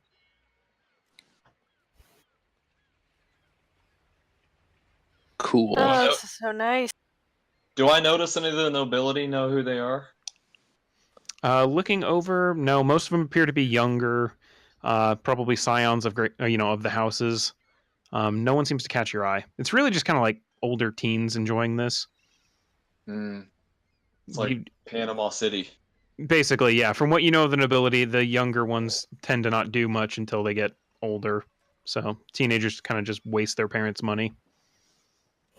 That's fair. This is basically the rich kids of Instagram over here. Gotcha. Are there any? Is there anyone like in the water? Like, do I get the feeling it's safe to go in? There's no one in the water on your side. There are a couple of people just kind of playing around in the waves in the nobles area. All right. Well, I'm gonna go get in the water.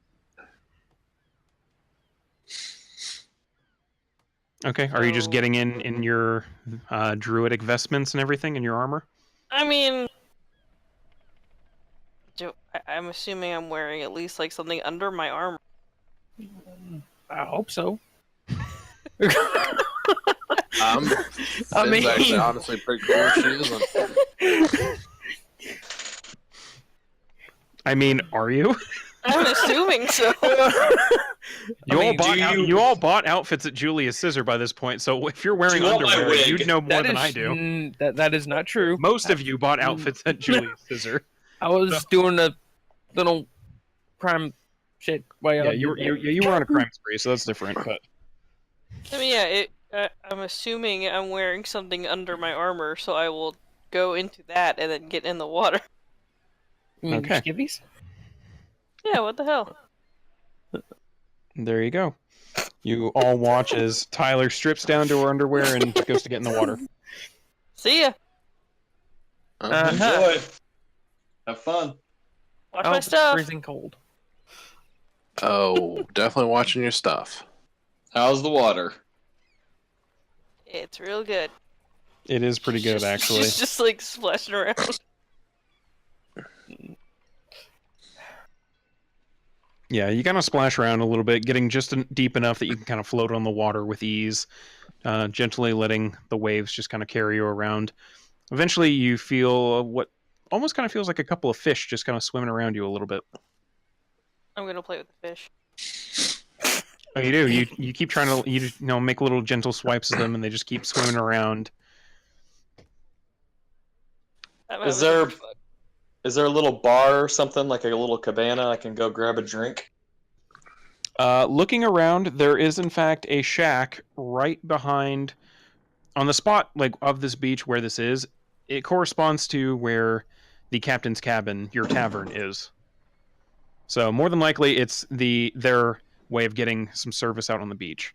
There is in fact what looks like some kind of at least some kind of steward or porter at this little shack. Okay.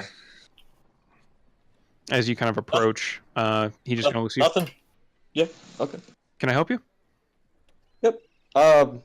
Just want to grab a drink. Nothing strong. Just maybe a small ale. Yeah, Just something to relax with. Yeah, can certainly do that. That'll be 2 silver. I can do that. Thank you. All right. And seems to step up. There's a set of stairs leading up to the captain's cabin. Eventually goes in. A couple seconds later, comes back out with an ale. Takes your cash. All good. Thank you. Yep. Head back down. That's it. Just getting a drink. Just chilling. Yeah, There you after a go. while, she'll come back out of the water and put her fucking clothes back. I'd just be sitting on the beach petting Kisa. Yeah, I mean, gently doing that, and she seems a little freaked out by the sand, almost like she's probably never seen that before. She didn't seem to like the ocean in general while on that ship, so this probably is kind of like a, baby step in that direction, and she's kind of on guard about it. But more importantly, there's a few people on the beach that are just kind of looking at you funny, like, is that a fucking wolf? Yep. Oh yeah, was that wolf with us the entire time we were in that Yes. fucking hell district? Okay, Indeed. great. Although she was Wolf would stay she was outside. outside of Brendish Manor. She was not Yeah. allowed inside the house. She wouldn't have Ah, gone into comment. any of the establishments or anything like that. So Leashed her up. pretty much.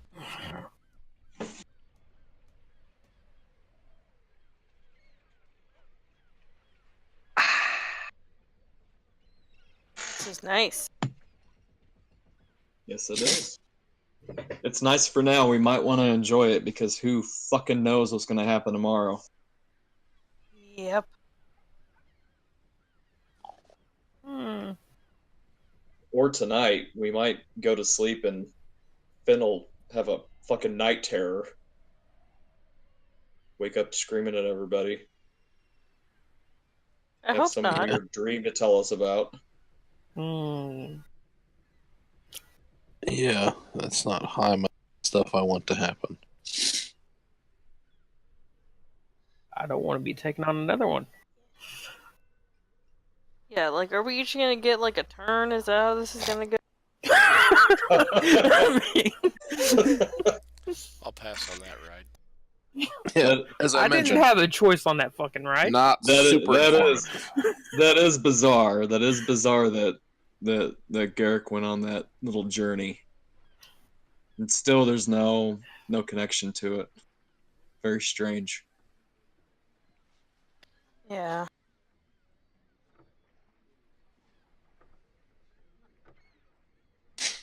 Maybe they figured out it'd sound less crazy if somebody else saw it too. Maybe. Still sounded pretty crazy though. Well, yeah, no, I was there. It seems crazy. Well, you're definitely not in charge. That's for sure. Nope. Yeah.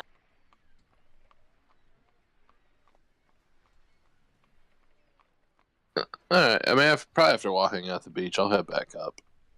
And Yeah. Go fucking nap out. I mean, what did we just spend 5 gold? Each? Yeah. Yeah. We Oh, yeah. we spent a good 3 hours there, right? Easily. Oh yeah, 100%. Oh, Okay. Yeah, you guys Okay. did. By the time you guys are planning on leaving, it's probably getting close to, evening dinner time. All right. Hmm. Back up. We'll get a drink and then can talk to some kids. Some Yep. nudes. That's a normal progression of the evening. Yeah. Yeah, totally. The little hoodlums. Yeah, you know. Mm-hmm. All right. All right, but if you guys are just grabbing dinner at the captain's cabin, you do so as you go in to get some dinner and wait out a little bit of time before your meeting with the hooligans. Jessie is still walking, going around, making sure her customers are all taken care of. Still seems in a pretty chipper mood from this morning. So Damn, Seems that to, afterglow is intense. The same chipper mood? yep, the exact same chipper mood. Damn. Damn, you must be good. Some fucking magic right there. He's got the magic stick. Thought it was a sword. There you go.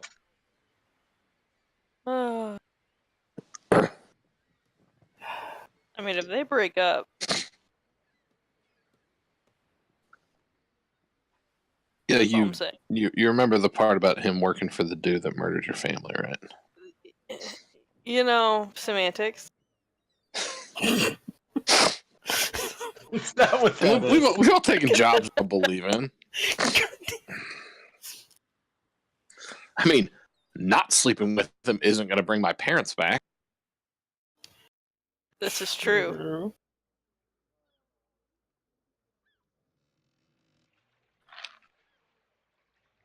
Oh, I'm only half kidding. Only half kidding.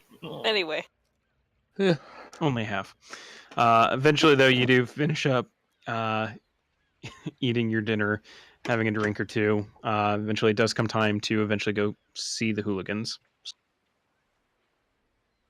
Yep. Head that way. Okay. Is anyone else following you? I probably would as a cat. Yeah. Once again, I'd stay back. As a cat and him staying back. Okay. I'm going to say for both of you, Red, roll stealth checks for me. This will go swimmingly. And I think you have +4 as a cat, Tyler. Oh so, shit! Right. Okay. so it's a 9, but same thing. Okay, you guys are making your way through, following Finn a little bit of distance, just keeping an eye on him. Finn, go ahead and just roll a perception check as you're making your way over there, just trying to keep an eye out for any of the kids you would talk to. I just want to point out our new party member just saw her turn into a fucking cat. That's true. Yeah, you didn't do that before. As we hear a cow in the background.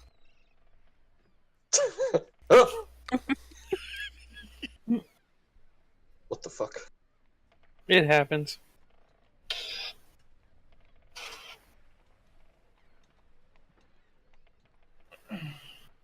All right, Finn, yeah, go ahead and roll that perception check to see if you can find the kids as you're making your way over there. Yep. Oh, not at shit. not at disadvantage. I'll go ahead and take that 16 though. Glancing around as you're making your way up into the docks district, you're not seeing any kids. At least you keep going, waiting on getting to the spot that you would eventually first met them at. You wait about 5, 10, 15 minutes. Eventually one of the kids, the older of the kids, probably about 10 or 11, comes back up to you guys. Or comes back up to you. So we didn't find out a lot, really. No one really knows about him. A few people saw him walking through the market district over by the craft store, but I mean, they didn't see where he went. I think he went into a bar at some point. Fair enough.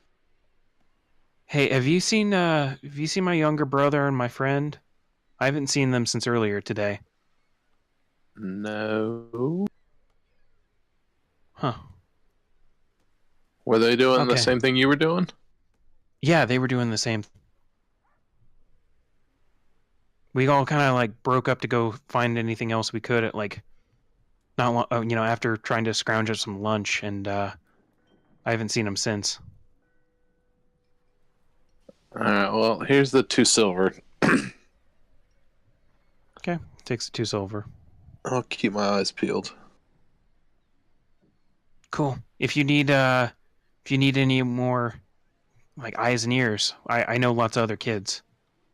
No, it's perfect. Thanks a lot, dude. Mhm. What's your name? Me? Yeah. Tyr. My name's Tyr. Okay.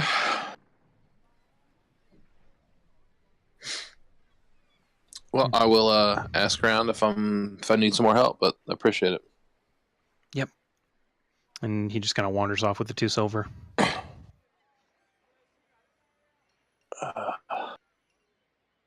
I'll head back to the captain's cabin. Okay. With that, actually, okay, never mind. You make your way back to the captain's cabin. No issues. Walking back in, shortly followed later by both Taylor in his normal form and a cat.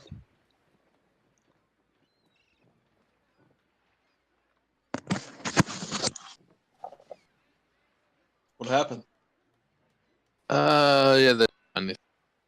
Though I think 2 of them probably did because they disappeared. What do you mean? Like, one of the kids came back and said, "Didn't really find out much. Also, have you seen my brother and my friend? Because I haven't seen them all day." Well, So- we approached them early in the morning, didn't we? Yep. Yeah, starting thinking hindsight, maybe having the kids look for them was probably a bad idea. That's not. How old was the kid that approached you? Just It was the older of the 3. so the younger. Yeah, younger the kids younger were- 2. God, we should have known better. Yeah. I just nod. It was reckless. Shit happens. Shit happens. That was reckless of us. Now these 2 kids are. I mean, what we're doing is causing problems. We don't know that. Yeah. There's nothing to say that they're, in danger or were in danger. They could have just got lost in town. Lost in the town that they live in. The boy. I mean, he did say they The split boy up, told so you, Finn. Yeah. maybe they just The haven't boy- gotten back The yet. boy asked.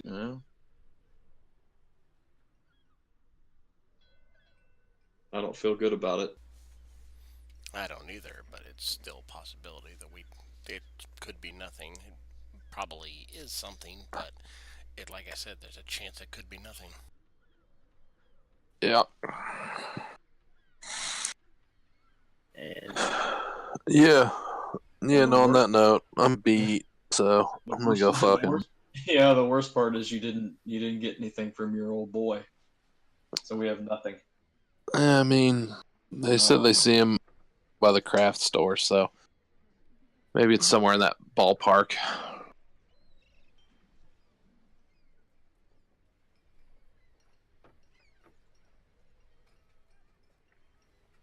all right.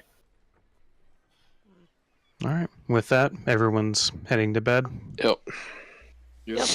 Yep. Yeah, and I'm very leery. I'm going to bed. Understandably so. So, the 5 of you eventually make your way up to your separate rooms, laying down, trying to get some rest after, for a few of you, a restless night the night before. 2 points of order. Finn, real quick, I need you to roll a wisdom saving throw. Oh, God. Okay. Ooh. Oh. So, the good news is that you don't wake up bleeding or anything like that. You do, as you're trying to calmly fall asleep, your subconscious kind of just dwells on the thoughts of what happened during the day, going over the new knowledge you have now acquired regarding the elder gods and Eldath in particular, kind of dwelling over, what you and Tiana kind of discussed about the war and the titanic battle between Nolarn and Eldath, and Eldath violently absorbing all of the other cosmic beings in an attempt to finally destroy his son and usurp the throne of creation. And all you hear as you're thinking about, just kind of mentally picturing this kind of cosmic battle and what kind of scale that even entails, deep within your spine, you feel just the reverberation of a single word: lies. Second point of order, Tyler. You suddenly kind of come awake, just in your room. You're not entirely sure what awoke you. Just kind of general looking around. It's very dark outside, probably close to midnight, if not a little past that. Just looking around your room. There's not a whole lot of light coming in from the window that you have. Just a little bit of moonlight kind of angled in. But that little bit of moonlight does show a foot. Excuse me? And you suddenly hear in kind of a broguish voice, "So, heard you've been looking for me." And that is where we're going to leave off for the next session. Oh, Son of a... God Great. Damn it! Damn it! Great. Oh, motherfucker. 2 cliffhangers. Haha. God damn it. All right. Told you I was Good looking session. forward to this session, and we didn't even get to the 3rd thing I wanted to do, but That'll probably happen next session. we'll see All about right. that. Good deal. This is so we don't forget what happened this session for next session. Exactly, yeah, because this is going to be on your mind a little bit like, oh shit, what? Yeah. And if you need a recap, you can easily watch this video. And if any Yeah. of you are really feeling that nosy, you could go watch the video and see the actual dream. I'm so Well, nosy. I Cliffhanger want to, recap. but I won't. I'm definitely not going to listen to that, but I did listen to the very first one so I could recap before You this have it, one. yeah. but So you kind of have an idea of what I did then. I'm not going to listen to the dream though. I really don't want to know what happened. I mean, I told you guys what happened. Yeah, He did. Yeah, but He did. Yeah, He did a. hear it as And they both had the transcripts, so they actually did have like my notes of what exactly they saw. So, Okay. albeit there was a little flavor that I added in for descriptions and whatnot, but Oh yeah. the general script was still there. All right. Cool. All right, I will Yep. stop the Right recording on. here. All right.